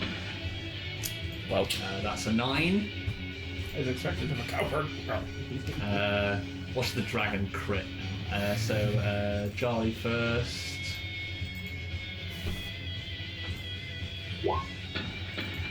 nope. Ah! That's Charlie. That's Well, good job. Good job, fellas. So that's a 2 for He him. just sits there, talon up his nose. Like, Why are my families so? yeah, every time we come across a member of your family, they fucking suck. Yeah. He didn't do anything in the fight either, did he? My god. Nope. Hi. Maybe your mother was the fighter. Guess an 11. Love. Right, and now How do I? Oh, look at that! How handy. Damn. So yeah, you see the dragon like turn towards him, whip, and then you see like you've seen Charlie doing this before, but you see his neck begin to inflate. I think I saw him do it in the fight. You've as seen well. him do it as well, yeah. Okay. Like he's very clearly getting ready to. Like you see Maryl's eyes widen. How big is the room we're in? Not big. It's probably sort of like 20 foot across, if that. Like it's a small space that she is underneath the tent. Yeah. With 15 foot of movement, could I get from? Because I'm assuming I'm standing next to Meryl. Yes, yeah. Could I get from where we are to the upstairs bit? What the fuck? How much? What's your with 15 feet of movement? Did you Yeah. say? No, because it would be I'd say probably 10 to where the ladder is, and then it's only like probably 5 foot up. Yeah. Or probably we'd call it 5 foot, but you'd have to do double, so it'd be. So what you're saying is I could do it if I could fly. Yes, if you could fly, you Yes. could do it. So this is where you guys see me fly because I grapple Meryl and fly her out. I just Okay, diagonal out of that. sweet. So yeah, like Meryl sort of like gets grabbed by the collar. She's as she just gets Came from the stage. swooped out up into the upper area, and yeah, that's fine. So yeah, Weiss and Meryl disappear up through the hole. Yarlet. Are we still fighting? Like, they fucking legit yeeted out. Like the dragon probably is looking around confused, but it's still like confused and angry at this point. Okay. I think you need to use your turn to talk him down. Oh, sure. All right. So I'll say, calm down. Worm. I'll use his actual name. Yeah. Grab a little. Actual Do you want name. a I'll water? say like, we rescued you. She's not bad anymore. She's not gonna hurt you anymore. Roll persuade. Okay. He I do says- mean it. He so. says her straw made me sleepy. Straw? Oh.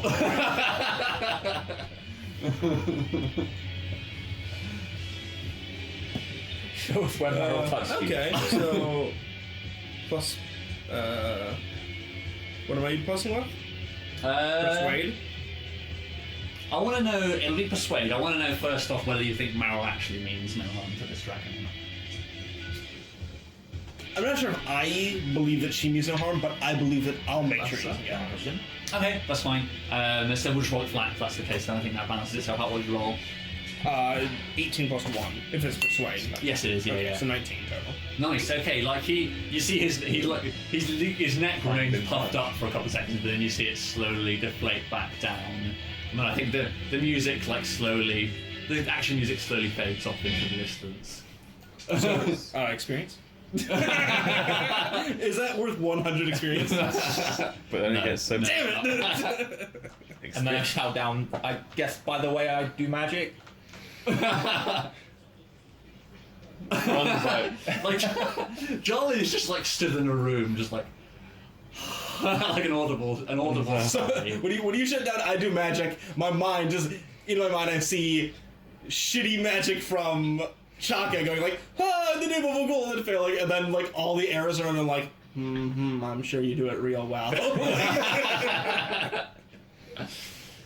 Nice. Steven? Okay. So I think that's pretty much the plan now. So I think the dragon's going to be staying in here. So I think with that, like, that's probably where we pan out. Like Weiss is like, but by the way, I do magic, and the scene like slowly fades down. And I think now is, if you guys would like to do so, now is the time where there's effectively going to be some downtime. So you have to deal with hiding the dragon, but that's sort of just going to be a combination stealth persuade check to keep him in the hole and hidden over the course of the rest, which we'll roll up in a minute. But theoretically, now time passes. Okay. So, what do you guys think you'll be doing over that period? First, we set up our wyvern. You have to set up your tent. Set up the Yeah. tent. Okay.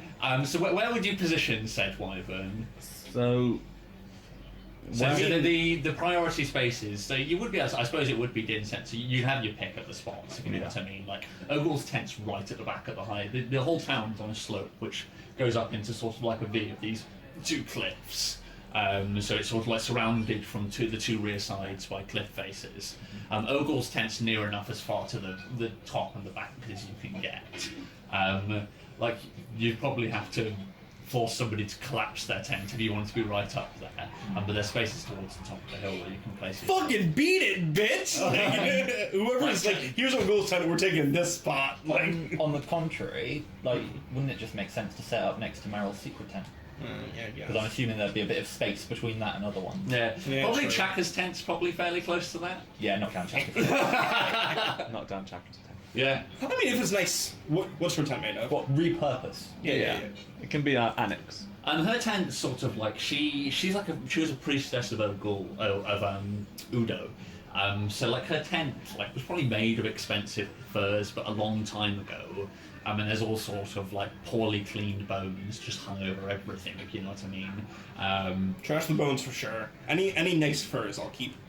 They're probably all a bit smelly by now, to be honest. Like much like the woman that lived inside them, they're a bit dirty and old. Burn them, torch them. I mean, I guess I'd give them to less fortunate members of the tribe. Yeah, so you can Spread a little goodwill. Okay, so you can dismantle her tent. so yeah, I guess we would set up right there. So we've got. How usable was the snake skin by the end? You dragged him quite a way, but then you teleported the remainder of it, and then it was all soft dirt from there. So I'd say you've at least got like half of it perfectly intact. Because you can especially still like the use- top and sides wouldn't have gotten rough. It's only Exactly. like Yeah. part of So it. yes, I think by that logic, actually, so it's only a quarter of it that would be ruined because top, front, and the three sides will be fine. It's just the bottom where it's being dragged that's ruined. Nice. And that's left to have like a nice snakeskin border all the way around. Yeah, basically. I like the idea of a snakeskin border, but then have the head as the entrance. Ooh, yeah. Nice. So you enter underneath the open maw of a dead snake. Yeah. I approve. Nice. I like it. Um, So you can look in the there's stuff in the dubstep. player's handbook for what you can do during downtime. Oh. so what could we harvest from the Bone Devil? I was going to say I'd like to harvest some parts from the Bone Devil as well. Pretty much what you want, because Din would very much be in control of that, along with a lot of you who killed it. Ogul would have a say as well. So you'd probably you couldn't have all of it essentially. You'd have to leave some for her. But there's certainly elements of it you could take. I want to take like a carving of like the faceplate. Yeah, you can have the face. I don't think anybody else. Like, there's probably like where you're bartering over. Like they're going. There's probably you're all. There's probably a meeting that happens sometimes later where you're all stood around it, and we're like, I want the face. Just everybody looks at it like, you can sure the face is yours. I want a helmet made out of the skull. The Okay. rest of said skull, but that would be probably aesthetic thing. Okay, well his head basically is a skull, so the front of it would be missing from Yeah. where Weiss has chopped it off, but you can use the rest of it. Do you think I'd be able to make anything magical out of it? Not in town, no. You can I'd say you can use the materials to make +1 weapons, but they'd be non-magical +1 weapons because you don't have the materials to make them magical. Ooh. Hello. Hee hee hee. I'll take that. The only thing that would be more unique is The glaive. there is obviously its glaive. So there's a hooked glaive, which I would say probably would have the same effect that it has. So when you attack somebody with it, you have an opportunity to grapple. Nice. Ooh, But that's not a +1 weapon, is it? That's not a +1 weapon, but it just has the hook on the end, so it has that effect that you can dig it into somebody. And so I believe, let's quickly look up what it does on the Bone Devil's character sheet. I think it's just if you hit that they're instantly grappled, and then there's a fixed DC for escaping the grapple because you're not versus their strength, you're versus the grip the glaive has on you. But while they're grappled, you can't attack another creature, but you can just twist the glaive and keep attacking them with it. Yeah, you can attack the one you've got grappled with the glaive. So yeah, you can just like keep pulling down on it to cut them. Multi-attack, yo. Devil. Were you Here we happy with us using the downtime activities in Volos? What's that? Sorry. Were you happy with us using the Volos activities? Yeah. What stuff was in there? So So- if it's in an official book, I'm not going to have an issue with it. Yeah. So we said no to the magical crafting other than potentially scrolls and potions. You said. So yeah, so theoretically, like with Yarlet's knowledge, and Maryl's supplies, you could probably have a go at making scrolls if you wanted to. I think we discussed this before. Like for making scrolls, you would essentially need something which is like we can sort of like you can jimmy it if you know what I mean, but you need contextual ingredients if you know what I mean. So it has to be something. If you're going to make scroll, the scrolls would need. They're not just stuff which is written correctly on paper. You need something to mix with the ink which is relevant for what you're making if you know what I mean. So something with Bone Devil parts, you could theoretically make.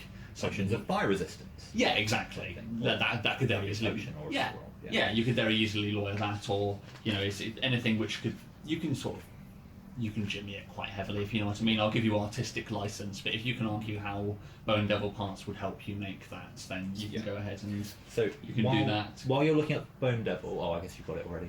Yeah. So the polearm is.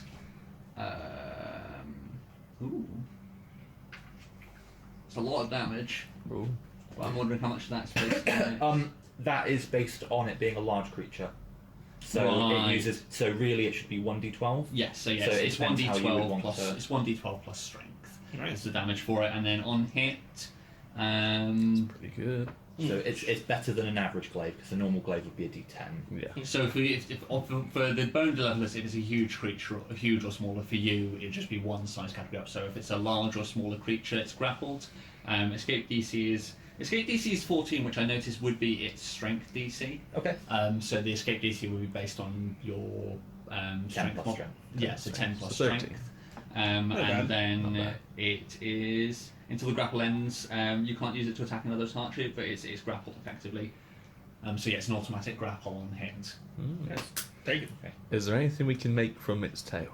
Like That's a weapon of that's that? the other thing I was going to say. That's the only part which has some other properties because its tail has the sting.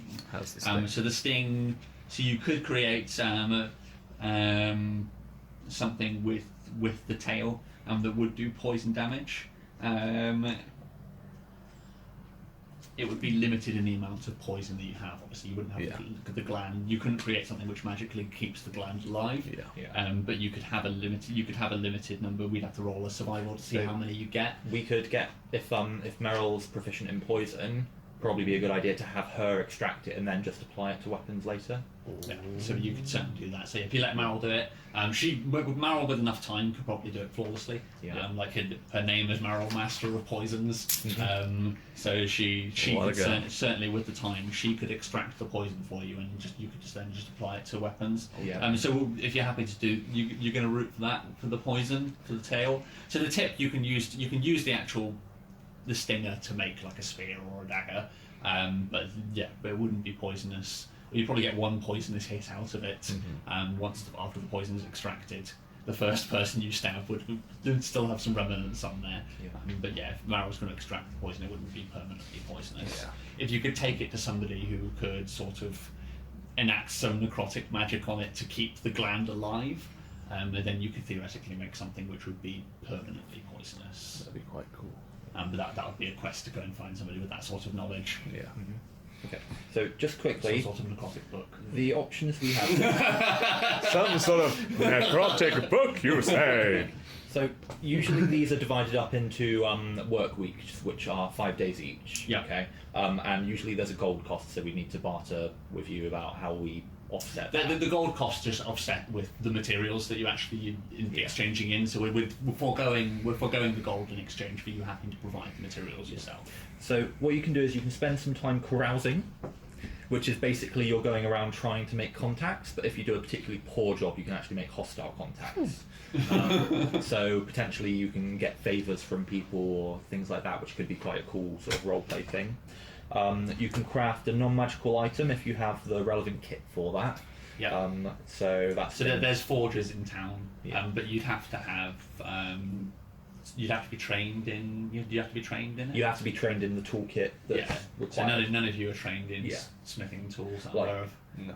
I've got a herbalism kit, so I could make antitoxin and potions of healing, but they're kind of separate anyway. But like leatherworkers' tools, you can make leather armor or boots. Smith tools, you can make armor and weapons, that sort of thing. So the other thing I've noticed, Meryl would also be able to extract wyvern poison for you from the wyvern. Same applies if you wanted to take its stinger and make it into a weapon. You could do that. Yes. But again, then- if you'd need some sort of magic in order for it to be permanently poisonous. Yeah. So I'll be spending some time making potions of healing. How long will it be? Will the downtime be? It's kind of up to you guys. There's some slightly pressing matters, and some stuff that's going to happen during the downtime as well that may make you want to leave. But we'll see. We'll roll to see how soon that stuff all happens. You can spend your time committing crimes. So potentially, if we need resources, that's an option to secure resources. You can spend your time gambling, which I'm assuming. I'm not quite sure how we would deal with that. I don't know. You can spend your time pit fighting, which is earning resources, essentially. Relaxation helps you get over symptoms of things, but I don't think that's enough to get over your kidney No, problems. you need magical fusion for that. So none of us really need that. You can spend your time in religious service, which gets you favours specifically from religious people or clerics, things like that. It reduces the cost of them casting spells or things like that. Mm-hmm. You spend your time researching. I haven't looked into this one. So the ones in the basic book as well are, I'm trying to think what the big ones are. Crafting, practicing profession, recuperating. So yeah, that's the other one that might be researching. is practicing a profession, one that you can add you can learn a tool proficiency. Yeah. in enough Oh, time. sorry, I skipped over one at the beginning, which was training, which was, I think that's 10 work weeks, but you can use that to learn a tool Or language. or language. Yeah, so yeah, language or a tool. Or maybe it was at the end. I think most of mine will be spent researching.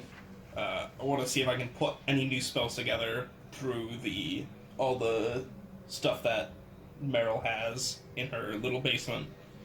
Okay, so we'll dig out the scroll mishap table for you as well. For CRC. Oh boy. Cool. I'm going to quickly pop to Lou and then we'll deal with that. But you guys have a browse. Have you got a player's handbook, Dave? No. What page is you on there, Matt? 186. Or actually 187 is where it's on. So you can have a look, decide what you want to do. So now, especially now that Din's gone, like, I'm going to craft a shit ton of potions because Yeah. we're going to need some way of healing. Good idea. I was going to say, if you could craft a couple of scrolls of shield, then I'd be able to use those. Sure. Sure I can. There's very few things that cross over on our list. Sure. People giving it any thought? Yeah, I'm going to make scrolls. Okay, cool. Let's find out when some of these things happen. So, first off, one of them would be you decide run. Yes. In amongst putting up your new tent and doing all your downtimes, how long do you reckon it is before you go and see your old pal? Would you go and speak to Charlie? I Point. direct the people that are assisting us with our erecting our house. Then I see him after. Once I know they're going to set it how I like it. Okay, so it's probably a few days of assembling things, and getting things in order before you go and see him. But when you return to him and you finally have a moment alone, at some point, so how long it takes for there not to be prying eyes, you visit Charlie in his tent. As you enter, he's sort of sat reading one of the large tomes at his desk, and then he turns to you and says, "Run. Have you given any further thought to what we're talking about challenging Tabor and the council?" I want to do it, but I do recognise that I see the wisdom in what you're saying about how if the council is it in Northfell? Found out that there's 2 golden dragonborn on the council in charge of. That would they start to ask questions. They wouldn't ask questions. They would wipe us out. I can hide when they come. Din, and he like shakes his hand like, I don't know how we're going to manage Din, but we can't. We need to convince him to lower his status somehow, or at least not be present when people come through town. But he looks disappointed at your response. But I want to fight them. I mean, okay. I think that we have sat here for too long. I'm not saying that tomorrow we should set off on a great adventure to take some more land, but I think we've sat here for too long. He says that much is true. But I don't think spreading the influence of dirty bandits in the desert's really what we should be focusing on. And he says... Then I think maybe we that's should change our dirty bandits into real barbarians. People that are honourable like we are. He like lets out like a snorted laugh when you say honourable like we are. And when he says honourable. Roll insight for me because he responded in Draconic. Crit. Okay. Nice. Like from a crit, you very much understand. Like the scoff wasn't actually you. The scoff was very much like he does not believe that he is honourable at all. Quite the opposite. You sense like it's a laugh, but it's a laugh of he's hiding some shame. Yeah, that's what you understand from his scoffing. But he says to that, you know, you're just like your brothers. I'm afraid you're not ready. There is more to that scoff than meets the eye, Father. And there's lots that we have to talk about, you were saying. So tell me what that meant. Because I know that most of the 10 aren't honourable, but we have sat here for too long. And yeah, our brother was... Jackie was wrong, but there's so much potential we have. Okay, he'll let you in on some of it. He says he like moves over to where the opening of the door to the tent is and pokes his head out for a second to look to see if there's anybody around. And upon seeing there isn't, he pulls the door back across, and then he says, "I've never told you about the time before I came to Tai Cheng. It's been a long time." And he like while he's talking, he's like fidgeting. He's got like a crest across his chest of scales. There's like large spiked scales that come down to a V in the center. And he's sort of like twisting the one that's in the center of the crest as he's talking. And he says, "You know of the history of our people, yes? I've not been entirely honest in terms of how much I know about, or how much I saw." And he, as he does it, like he pulls at the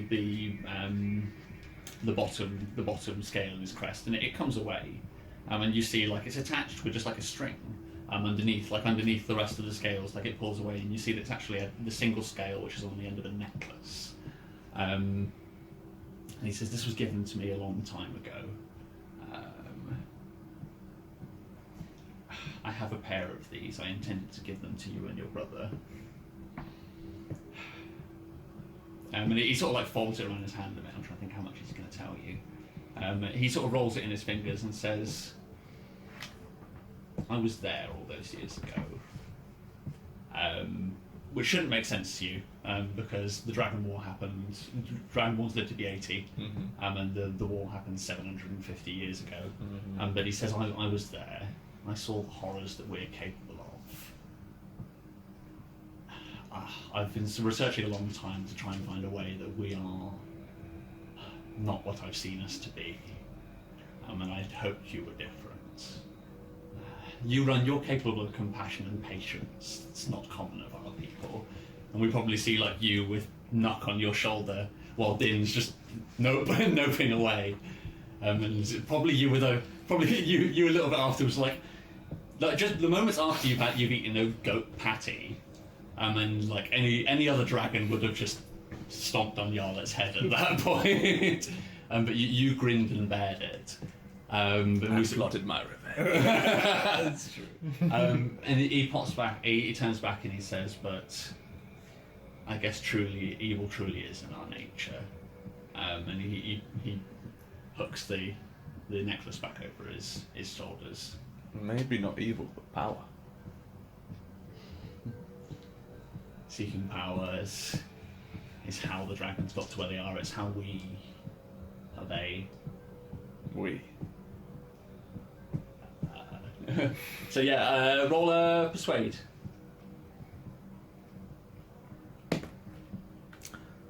15.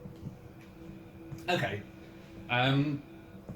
He lets you in on what the necklace is, and he says, "I was given this by an ancient dragon long ago when the war was still in time. They needed someone to direct their armies. I mean, I had no patience for our short lifespans. This necklace grants our kind the long life of the ancient dragons." Give me.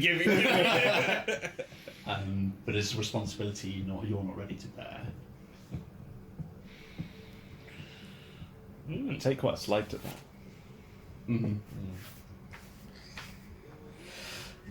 He says, "We've talked enough," and he like gestures towards the door of his tent and shoos you out. That's what I wanted to ask. I can't remember what it was, so I would go out being quite unhappy about Okay. Roll one last insight for me as well. A single tear down Jolly's cheek. that. 16. 16. Okay. With advantage, sorry, with speaking draconic. 16.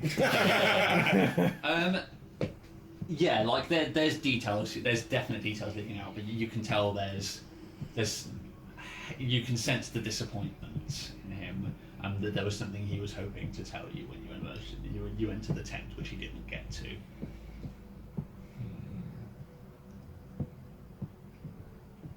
Cool. I would leave in a very unhappy huff. Cool. Like it. Sweet. Yarlet, can you roll a d4 for me, let's say? I want to see how many weeks before this happens. Oh boy. Okay. 2. 2. Okay. So how long does your... So it'll be 2 weeks in. So what can everybody do with 2 weeks of their downtime stuff?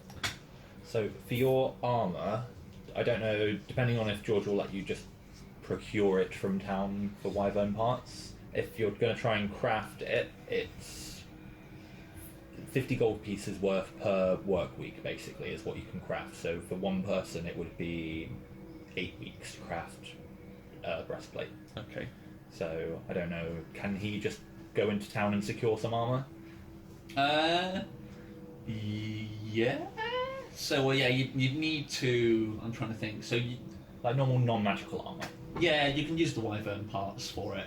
Okay. So yeah, it would just be the time and manpower would be the only thing he would need. So how? Because it's done based on value. Value. So basically, it's 50 gold per person working on it is how fast. Yeah, So, yeah. what would it be? So 4 people working on it, large piece of armor that should be fine. Would get it done in 2 weeks. Okay. So So yes, you'd have to rope some people into helping. Yep. But you could do that. So yeah, that's perfectly fine. You can craft some armor. I'd pull in the people that I've been chatting to in the party. Yeah. So I probably think they probably would be the people you've gained favour with. Yeah. Would anybody want to have their... You'd have to get Din to call a Kurultai, but would anybody want to have their challenge during those 2 weeks? not yet. I want that wyvern poison. No. No, the things You dwell longer on Charlie's words? the things that Charlie said are a bit cutting. Okay. And then, so how does it work with the crafting of scrolls? Who's got the... So, let me see if I can find it. So, you might want to sort of counterbalance this, but essentially it's to craft a cantrip or a first level, it's 1 day and either 15 gold pieces for the cantrip or 25 for the first level, and then it goes up in cost of days. So second level is 3 days and 250 gold pieces worth. Third is 1 week and then 500, and it scales like that. Okay, I'd say cantrips ones, like, just leave those as they are. You can make cantrip rolls just with the resources that Maril already has available, if you want to do those, and then it'll just be materials past that, if you know what I mean. So I'd say the wyvern doesn't breathe fire, does it? What can a wyvern do? It's poison, isn't it? Yeah.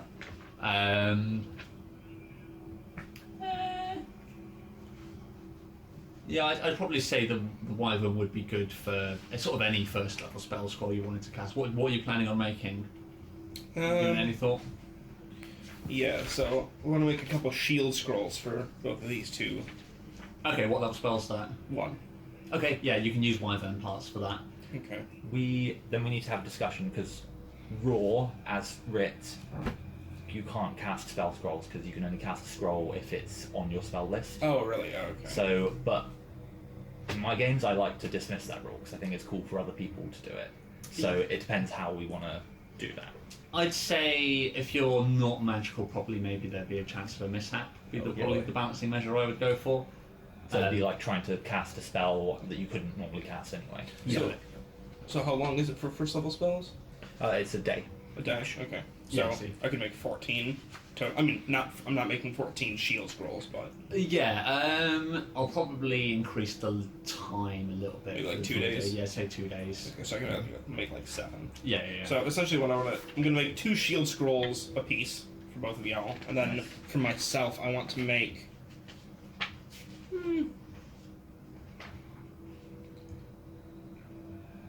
I think just 3 magic missile scrolls. I think it'd be nice to not burn my spell slots on Nice. magic missiles. So they would be locked at a level. So what level would you make them at? Again, it would be the lowest level. Yeah. Oh, okay. When you create a scroll, that is always at its lowest Oh, level okay. when you So cast just it. level 1. Okay, so yeah, that's fine. And again, you can just make that with the materials that you have available in Meryl's tent. Yeah. And then I would be crafting potions. Mm-hmm. So, sorry, I'm just trying to find where the potions are.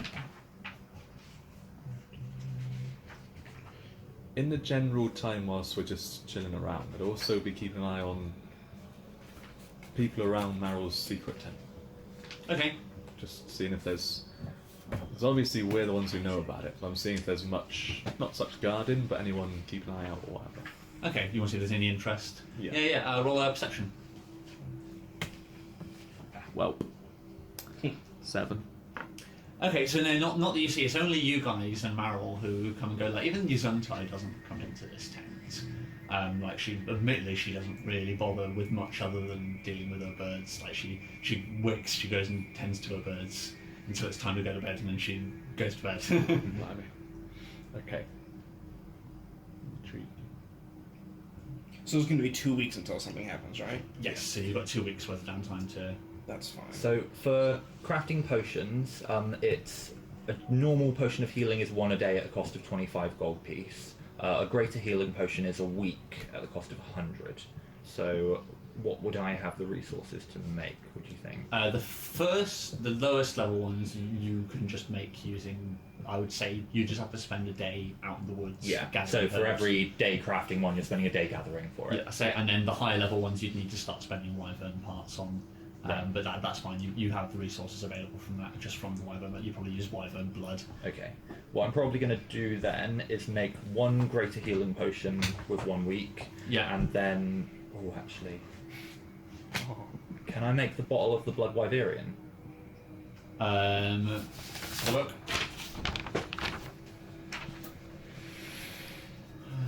It's a double-edged sword.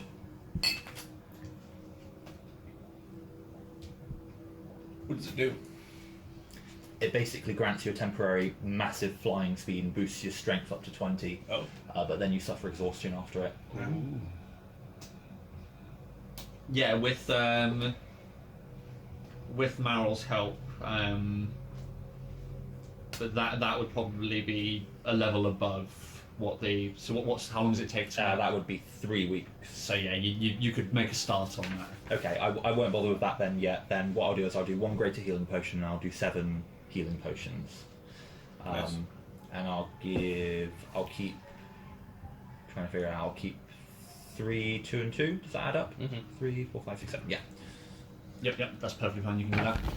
Sure. So if we're claiming stuff from the Bone Devil, etc., I will claim the glaive, and I'll also grab that dagger.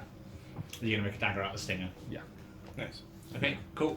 That's fine. And then you're going to set Meryl to extracting poison. You're gonna extract the poison from both the tail of the Wyvern and the Bone Devil. You got Yeah, the, that's fine. Arrows there, thank you. What I'm thinking is we should both challenge at the same time, Mm-hmm. and then see if we can do that. Okay. So we'll see how that goes. Yeah. So you guys can do all of that, and then it's 2 weeks pass.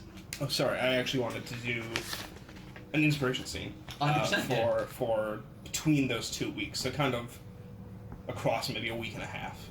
So I guess the first thing would be probably the night that our downtown starts after we settle in with the dragon, where Yarlet is relaxing in her newly built wyvern room. Probably with her arms unbound now, so you can see the veins, the purple veins that she got, that with Jolly's words kind of like echoing in her head that it was powerful magic that she shouldn't have been dealing with. And at the same time, kind of like flashing back in her head to Bumpky Trill and also Nuck. And this, you don't really get a glimpse into what she's thinking, but you kind of get like a look of determination on her face, and then it would like slowly fade out from her, like relaxing on her bed, looking at her own arms, to then the next day, where she approaches Meryl, and she's like, I need you to make something for me real quick. And then the scene would fade away, and it would come back in on, not Yarlet, it would come back in on a human, fairly pretty, red hair, big green eyes. She's like soaking wet, like dripping, and she's in a pretty nice house, all things considered, like, for this part of the world. And she's just like, I can't thank you so much for getting me in and out of the storm. I thought I was close to Tai Chang, but apparently not. And it like slowly pans around, like she's sitting at like a table, she's got like a nice teacup, and it's Yarlet sitting across from her. And she's like, don't mention it, I just live out here by myself, not really part of Tai Chang. I kind of try to stay away from them, but after about a day you should be there. And so Yarlet kind of is just like looking her over, and she's like, so are you a bard? I notice you have a couple instruments there. And she's like, oh yeah, I'm a bard. Got into a spot of trouble, which is why I'm heading to Tai Chang, obviously. And it's like, oh yeah. I actually really like bards. Have you heard the tale of Rickon the Immortal? And the bard's like, no. And Yarlet's like, oh, it's a really good one. So basically, Rickon the Immortal was a powerful warrior way back. It's a tale, so we don't really know. But legend says that he was so strong that he could save a maiden from a dragon and still make it home in time for dinner. He was the strongest warrior around. He would save children from burning fires daily. Just overall, the hero of the world. But he was worried about what would happen when he was gone. If he wasn't there, who would save the maidens, who would rescue the children? So Rickon actually tracked down Death, and wrestled into a submission, and he demanded immortality for beating Death. And Death, clearly beaten, gave immortality to Rickon. He said, from this day forward, you will never die of old age. And Rickon, this was exactly what he wanted. He could protect the world for as long as he wanted, because who could best him in a fight? So Rickon went forward and noticed deaths were starting to happen around him. Every day, someone that he talked to would pass away in their sleep. He thought it was poison, but their bodies were always unmarked. It was as if their hearts had just stopped. And slowly, Rickon began to realize that his immortality was cursed. He would never die, but the people around him would pass away. So Rickon went into hiding. He went into a cave, and he sat for hundreds of years, until finally Death showed up. And after hundreds of years of solitude, the moment he saw Death, he fell to his knees and he begged for Death. And Death said, I think you've learned your lesson. And he took Rickon for his own. I always love that story. It always has such a good message. And the woman across from her was like, oh yeah, it's pretty obvious. Death comes for you all. You should make the most of the time that you have. And Yarlet kind of like laughs, and she's like, no. That's what they say to children so that they don't get big heads, but the actual message is that death can't be cheated, but it can be bartered with. All you need is another life, just not your own. And you can see the look on the redhead's face. She's like, okay, you know, I think I might be going now. And it's only then that she realizes that she can't move. And she kind of like, her eyes kind of drop down to the tea that she was drinking. And Yarlet's like, really sorry. You know, this was a bit of a misfortune. And she snaps her fingers and the beautiful house disappears as the phantasmal force disappears from her mind. And it's just a dank cave. And she's like, you know, I'm just getting started on this. And she slowly approaches the woman and just places a hand over her mouth. And the veins along her arm start to steam and smoke. And she's like, I really need to get started. And fade out. Nice, like it. Sweet. Any questions about the scene that Yarlet just described for us? It's all taken a turn, hasn't it? So this person just came off the road. Mm-hmm. Yeah. Was this one of your early attempts to try and make your transmuter stone? No. How long ago was it? It was during the week. Oh, so sorry, this this is during the week. Yeah, this wasn't a flashback. This was current Yarlet. Oh. So this was probably after she talked to Meryl. This was probably about 4 or 5 days, however long it took her to find an unlucky traveler. Oh. So what was she trying to create?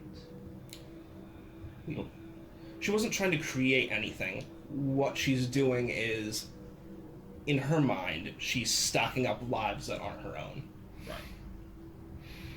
To use to bring others back or to barter with death. Mm-hmm. Sounds like a philosopher's stone to me. It's people! There's that meme that I saw recently that if all else fails, blood magic! Always blood magic. Nice. Yeah. Any other questions? No, not really. Alright. Nice. Okay, so an inspiration point for Yarlet, and then one for your favourite question.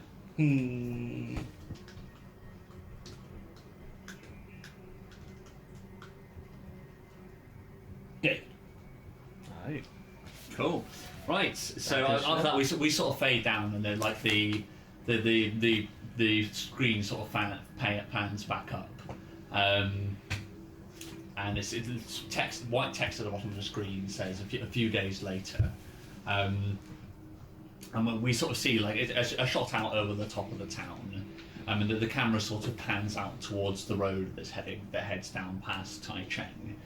So Tai Cheng is very frequently a stopping point for caravans which would head down south. And basically anybody who's looking to traverse the gravel fields from north to south would generally stop into Tai Cheng and ask for protection from the barbarians. It's Ogul's sort of main trade. This is what Charlie was talking about when she said people from the council don't really mind Ogul because generally she'll offer protection in exchange for mead. But the camera pans around and we see that there's a caravan heading towards Tai Cheng. And this will be the first instance of outsiders coming into the town from the north. And we sort of see somebody shouts out from the top of the wall, there's a caravan approaching, open the gates! What does everybody do? Run, do you make yourself scarce? I suppose I'd be busy with my armour anyway, wouldn't I? So I wouldn't necessarily be that around. Okay. Because all of the forges are just out in the centre, and like all the forges are just like open forges out in town. Like there isn't like a smithy. There's just like forges in random spots where anybody's thrown down a fire pit. I thought we said your armor would be done by the You're right, it would be done. Mm-hmm. This was that.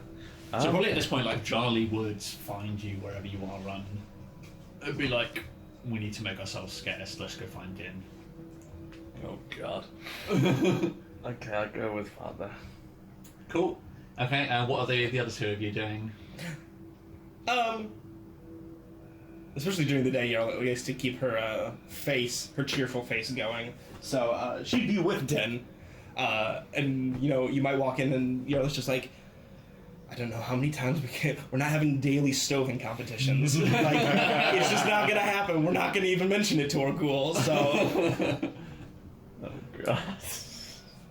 I'd be like approaching the caravan and like trying to chat to them as they're coming through, seeing if they've got anything decent to trade. Okay, nice. Would either of you go out and investigate caravans? Yeah, once they made the call, then I'd be like, oh boy. Like, Okay, so yeah, like Weiss would already be down by the gate. Yarlet's roll perception for me as you're walking down.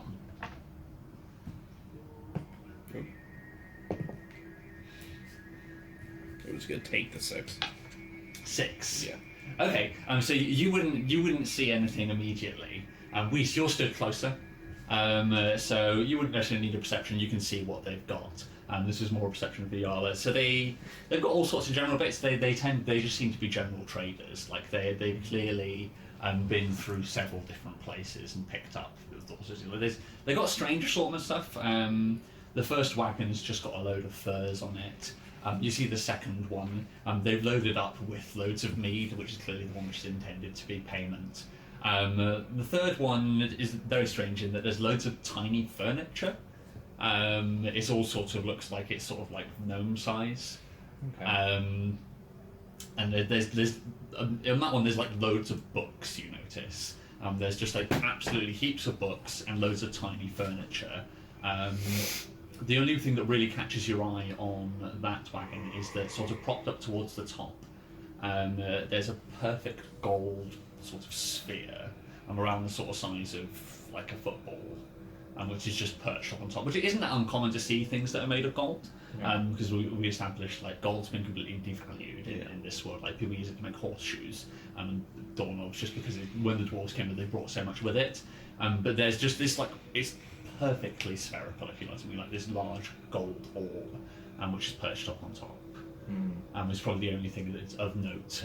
There's all sorts of small pieces of furnishing and things like that. The bird in me is going, take it. Okay. How, like, is it, were all the carts open? Yeah, they're all sort of like, everything's just lashed on the top with ropes, and there's sort of dreary-looking horses which are pulling everything along. They're all humans that have brought the caravan down, and they're clearly heading down to Coppertown, having been round the north. You can sort of assess from the things that they've got in there that they've been round the northern coast through to the council, and now they're heading down to Coppertown. Like it's the quickest way down to the south, if the most perilous. Not many traders will come this way unless they're ballsy or call in the favour of Tai Cheng to do so. When I'm closer, I'm able to look a bit closer. Oh, you're closer. This is your shit.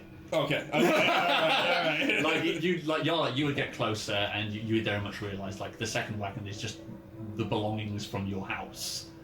Back in Afa. Like actually, I thought you were about like my shit, like wizard and shit. No, like this is actually your shit, and the gold orb would immediately draw your eyes, which you've mentioned in an inspiration scene previously. Yes, I did. It's the, What was it? it's the gift that you made for Bunker Control before she died. So perhaps I see you like glaring at the thing, and I say, "You want it?" It's mine. Actually mine. Yeah, like all of the stuff in things, like some of it's in very poor shape. It's been it's been dragged around, but very clearly all of your stuff is hauled up on the back of this thing. There's a bookshelf with one of the top shelves is like broken and kicked aside, and there's just all manner of books in the back, like probably ones that you recognise from your childhood. Also, We need to get those books, young squire. like also like they've all been like carted out in the rain, so like the covers are a little bit sad looking. But yeah, this is very clearly your shit. Shut up, Yarlet. Can I inspect the traders? What are they like? Just your run-of-the-mill traders, really. Like they're clearly very road worn. Like they've got dark leathery skin where they clearly spend a lot of time sat. So they're probably not unlike traders you would have seen coming through town, but you may even recognise them. Okay. But they just do circuits, picking up things from the council, taking it down to Coppertown, and basically doing a ring, and that's how they make their money. I'm gonna go ahead and approach someone by the wagon with my stuff on it. And hide my seething rage beneath the cheerful gnome facade and be like, "Hey, human, what's going on? Where'd you get all this?" He looks over and he says, "Afa, some traitor left town. They sell off our stuff. Just the right size." Like he picks up like a little chair off the side and like puts it next to you, and he's like, "Oh, just the right size. Want to buy something?" Why, yes, I do. that golden orb and all the books you have, they're not really any use to you, right? And he looks over them and he says, "Sell them to a gnome." Right. What if I gave you... Can I sidle up the side of the situation? Yeah, 100%. Yeah. You can be part of this. Just before I enter this, can I just say, during the 2 weeks, can I have spent 8 hours making my transmuter stone? Because it doesn't require anything besides 8 hours. No, I don't think Part so. of the rest, yeah. Yeah, it's part Oh, is it? Yeah, no, I think you would have to. I think it's a bit too much to rank on it in, because we've been spending. You spend all of your days. Oh, okay, I see. But it's a class feature that you do as part of a long rest, so Right. when he's resting, he could have just done it at any Oh, point. okay. Yeah. Yeah, if that's the case, you could have your transmuter stone by now. Sweet. So yeah, I'm gonna pull it out. So let's see what my transmuter stone looks like, because I assume it can look different for each person. So I think it would look like almost like one of the crystals that I shoot when I use my Magic missile. magic missile. Yeah, probably like a very light purple, but like streaked with the dark one, like much darker veins, almost like from my arm. Yeah. And so I would like take it out and be like, what about this? This is a stone that will let you see. Is it a human? Just Yeah. Okay. It will let you see like an elf does. In the dark. Don't have to wear anything. Just as long as you have this on you, you can see anyone coming at you. Like he roll a persuade for me. I'm not lying, just to be fair. So Yeah, I know. So I just want to see if he takes the trade. I'm gonna not roll on the crease.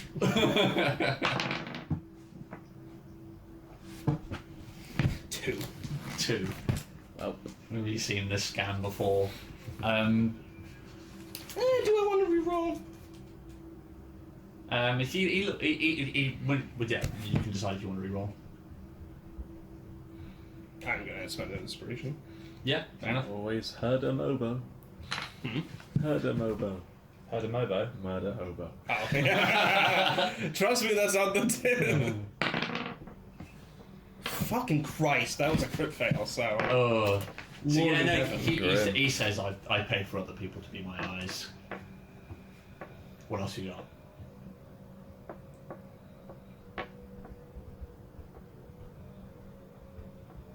Do they have any guards? With They came here to barter get for guards? guards. Yeah. Does the gold orb look like it's light enough that it could be carried away by, say, a bird? No, he wouldn't be able to get he wouldn't be able to get purchase on it because Hustle Rogers! it's perfectly spherical. Like if you could convince Maryl's vulture to come over here, maybe, but like he's not present. You could yell for him in vulture. I guess what I do then is I say, thank you for the advice, friend. We're just gonna discuss finance over here. If you want to go and wait over by O'Ghoul's tent, she'll be able to discuss trading with you. And then I pull Yarla aside. Okay, I'm assuming you need to roll deception for this. Not really. Well, I guess deception that we're going to discuss something other than what we're going to discuss. Oh, that's a 14 plus 7, so 29. Yeah. Okay. Yeah. He's thank you kindly. He pads off to up the hill, like he probably ties his horse to a nearby post and then pads off towards where O'Ghoul's tent is. Yeah. So I say, do you have to have the orb? Yes. Is there not anything else that's less obvious if we take it? I mean, I also need to take a look at those books, but I can't see the particular book that I'm looking for just based on eyesight. I need to rifle through them. How many traders were there in total? There's 4 caravans, so the rear one just has a load of food, basically. No, but I'm people. Oh, people, 2 per caravan, so there's 8. Only 8? Oh my god, this is free pickings! 8 people! Let's at least wait until they're on their way out of town, and then I can make it so that they don't see us. Alright, but let's grab run. Okay. Hey, run! I'm way away with Yeah. So Father. but at this point, like he's headed up to Ogul's tent. You've probably had time to get up there. Din's sat at the table with Ogul. What are you saying to him? So you guys get to the tent first Hang on. So I get there with Charlie. to Ogul's tent and Din's there. Yeah. Oh, very important question. Has Din taken over Kodak's nightly ritual with Ogul? But if he's in the tent, you never. I mean, he's making himself at home. Unknown. That's a yes. That's a Din, you yeah. sly dog. Um. He's got hips of steel. You get that cloaker action.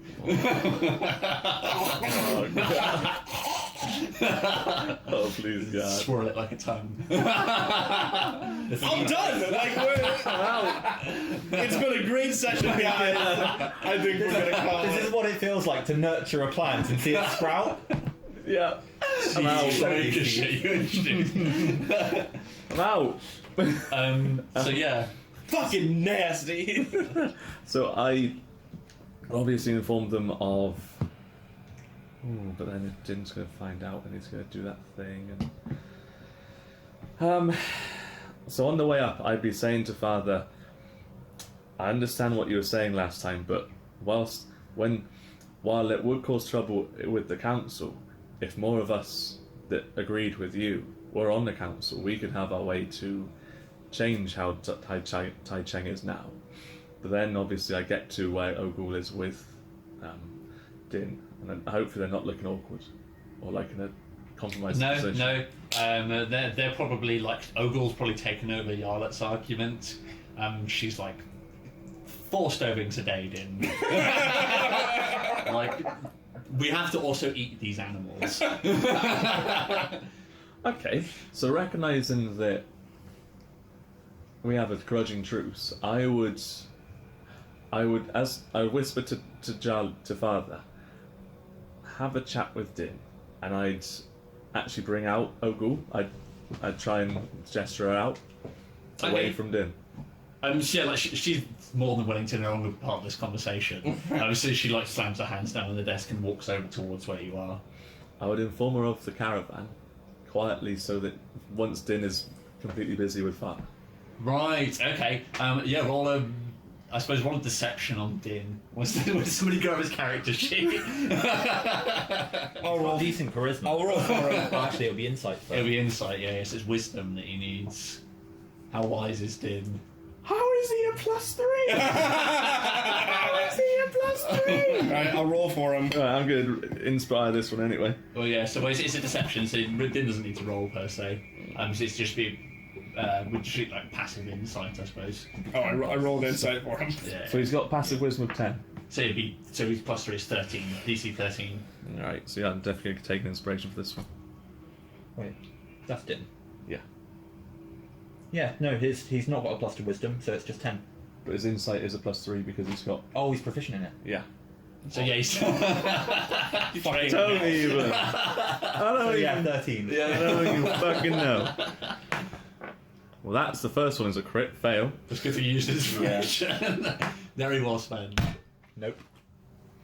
What's that? That's an 8. That's an 8.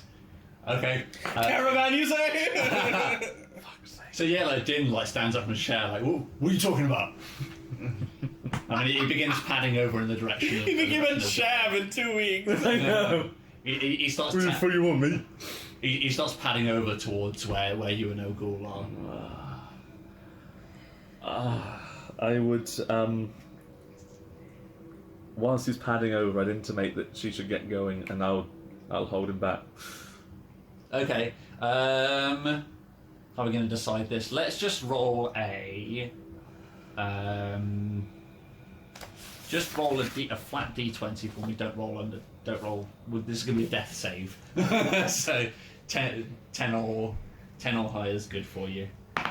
17. 17. Okay, that's fine. So somebody doesn't round the corner of the tent. So yeah, Ogul heads out to where the man's padding up the path.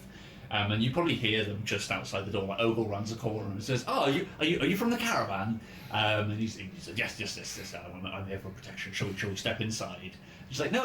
We can talk down. Show me your wares." And you begin to hear them panning down the direction. But Din approaches you, and he says, "I'm first man. I should be dealing with this." You're right, brother. By the way, congratulations. Such congratulations on what's happened so far. What was I hearing that you're looking to do that stoving contests? Okay, so you're looking to distract him with stoving. Okay, roll a persuade. I will also take Surely with advantage. This is so big. It's going to be an easy DC. It's only going to be like a DC 13. Oh, right. Like Din cares for very little. you're tempting a rabbit with a carrot. And that is a 14. Nice, yeah, that's enough. So yeah, he immediately turns back and he bites. So, and that the second one's a crit. Crit. Okay, so yeah, he immediately bites, and then he's like, "Oh, Ghoul won't listen." I know, brother, I know. It's not fair.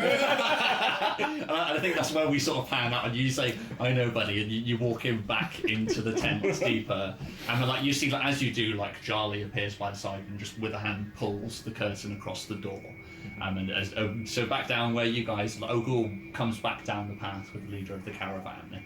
She's got like a hand placed on her shoulder, and then she's walking down, and they're talking over terms. But you can see she sees the third wagon, which they filled entirely with mead, and a big grin across her face, and she's like, I think we've got a deal. What if we're just our guards? That seems overly complex. Not really. They're hiring guards.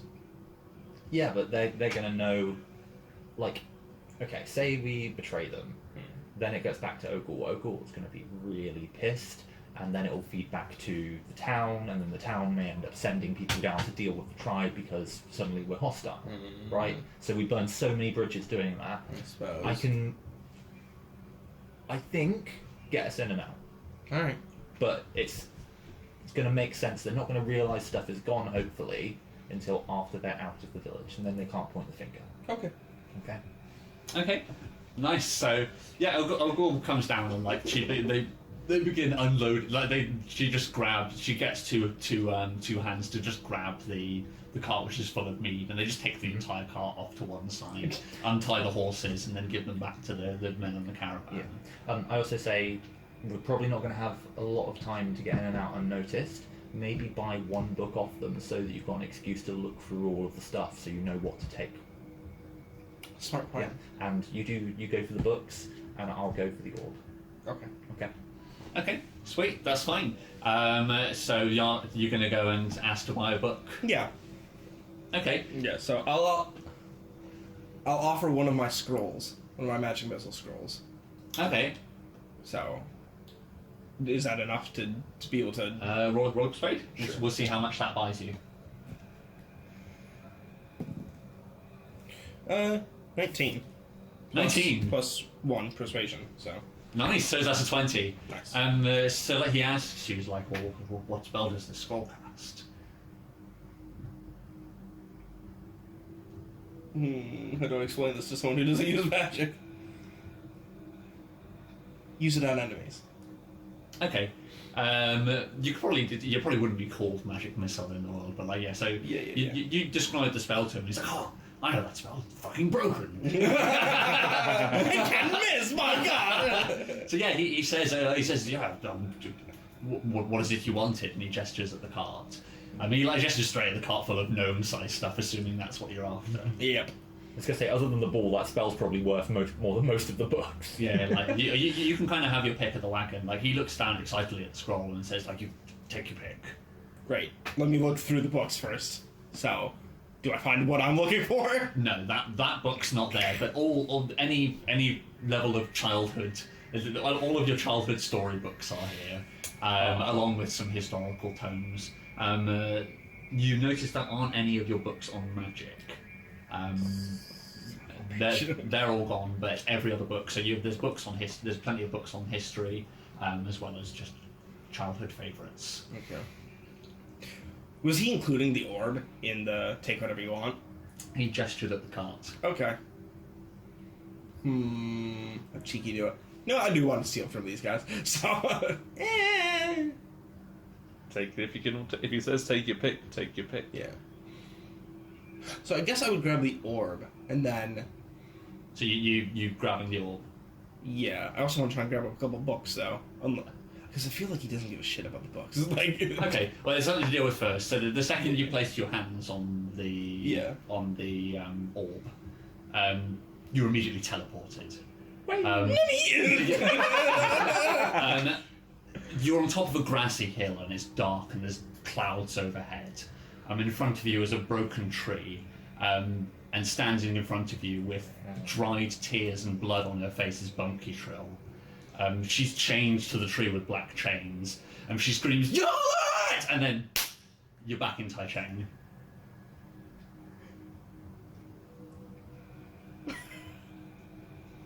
I glance at the version. Did anybody else seem to know that I disappeared for a second? No, nobody's missed a beat. Weiss is still stood there grinning at you, wondering why you're taking so long to look at the.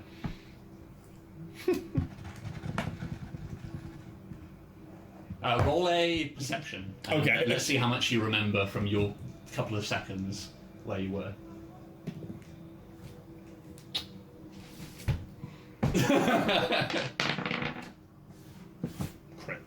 Crit. Yep. Okay. You know the hill.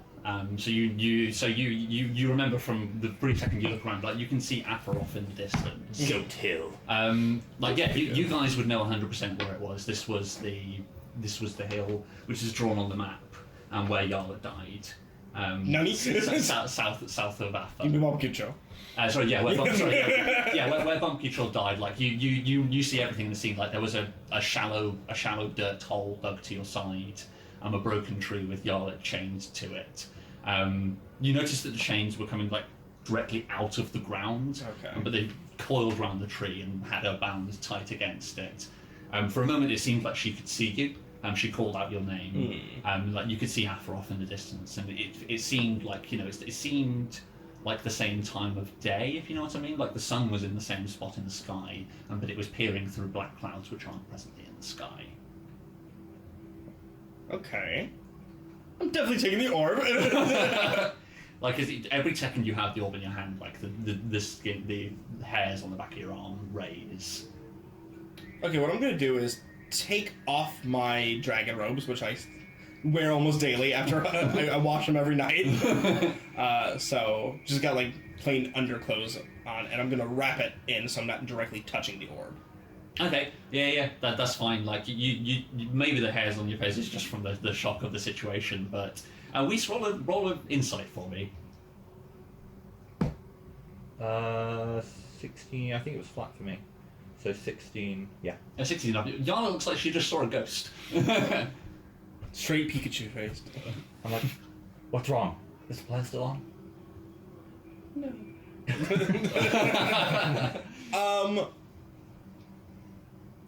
Unless the guard is specifically or not the guard, the merchant is oh, that's enough. I'm just gonna grab a few books, almost absent-mindedly as well. Yeah. Probably a couple children's tales, one of which has Rickon the Immortal in it. Yeah. And then probably a few history books as well. Nice. But yeah, and then head straight back to my house. Yeah. Okay. Yeah. That's fine. You jump down off the cart, and you just pad straight past Weiss, in the direction of your house. Weiss looks disappointed. She had some thieving to do. Yeah. I mean, you can still rob the rest of it. Did they have anything else that looked remotely valuable on them? I don't know. Yeah, what else would have been in your house? So it was my entire house or just my room? You had a little cottage that was yours from your description before. Yeah. That's true. So basically the contents, it would have been in a small place. Anything that's really valuable would be already gone. Yeah. It's basically you're furnishing your books, but anything that would have been in there's probably a little gnome-sized bed. Maybe a couple portraits. Probably one of Yarlet's younger brother, maybe one of Bumpy Trill as well. That not grand portraits. Yarlet clearly did it. Nothing that Weiss would be interested in. No, I don't think so. No. So that's it. Oh. Yeah. Sweet. In that case, I go find Din and turn him invisible and then walk off. Okay, nice. I think that's probably a good place to wrap up because we've got to pack up there. Yeah. But yeah, so I think that's where we leave it. So we see Yarlet sort of padding back up towards the tent, like we staring a little bit normal. I don't know. How surprised would we be at Yarlet all of a sudden? Not surprised, just annoyed because I don't think she understands. Like, She didn't let you in on it. yeah, she just thinks that you're shocked that you got away with getting all that shit for a scroll. And you're like, like a kid just walking out of the store with a bunch of shit in their pockets. Like, that sort of reaction. Yeah, nice. I like it. Cool. So yeah, I think with that, we see Whis like stood behind, like looking a bit confused as Yarlet sort of pads up, sort of probably towards camera. And what's the expression we see on Yarlet's face as she's sort of out of eyesight of the people on the caravan. I mean, you've got a second to relax and drop the smiling facade. What's I think it's face we see? It goes from like shocked to like, how best to describe it? Like manic greed. Really? Okay. Interesting. Nice. So I think with that, the music swells and the credits roll. Nice. Nice. There was such a part of me, that the sadistic part of me, hoping that if shit went down, you ended up getting that magic missile turned on you. Oh, wow. I was like, oh, that'd be Can you counterspell? You can shield. You can shield. Yeah. Oh yeah. I'm literally immune to magic missile. I was like, that'd be so poetic. Wait, so are you guys now? Ha I'll just make sure I don't fight you with magic missiles. I've been sitting on that bumpy troll quest for a while. I was like, fine, just have it. Yes. It was on one of the encounter tables, but I was like, we need to drop it eventually. Yeah. Since for the second time now we've bypassed your go over here to Ugu's, what's her thing? Kawaii's. Yes. Yeah, because we're not really going to be able to do that right now. Because first it was the goblins. Yeah. And then they stopped. Mm-hmm. And then Dim got instructed to go there. Now there's shit going on in the west. Oh, okay. Now you've got a heading, kind of. Just going to be stuff. Let's see. I'll see what's going on there. You see the ghouls? No, With it's the barrows? Also, you didn't press the white. what's his name for a staff. You were just like, oh, okay, cool. I mean, I don't know what this. It's just a staff, right? Like. What was the what was it for the lady? It would have been hard for him to pass it. Like it's just like, here's the last thing my dead friend gave me before passing away. Yeah. Oh, your son said I should have it.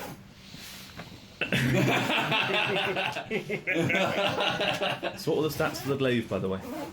So the glaive is its proficiency plus strength to hit, and then it's a D12 plus strength. So D12, yes, it's not plus one, so it's D12 plus just your strength without proficiency for the damage. And then on hit, the target is grappled, and you can't grapple another target until you release them. Nice. Also, there was nothing. Also 10-foot reach if you want to use it that way. There was nothing special about that spellbook. It was just nice, right? Yeah, it was. He just gave you a blank book. Okay, that's Like he was just sort of like, I know you're a fucking wizard. Yeah. That's fine. Here's a book. Perfect. 'Cause my old one was shitty and weather torn, so got a nice new spellbook. You're a fucking wizard. You're a wizard, Yarlet.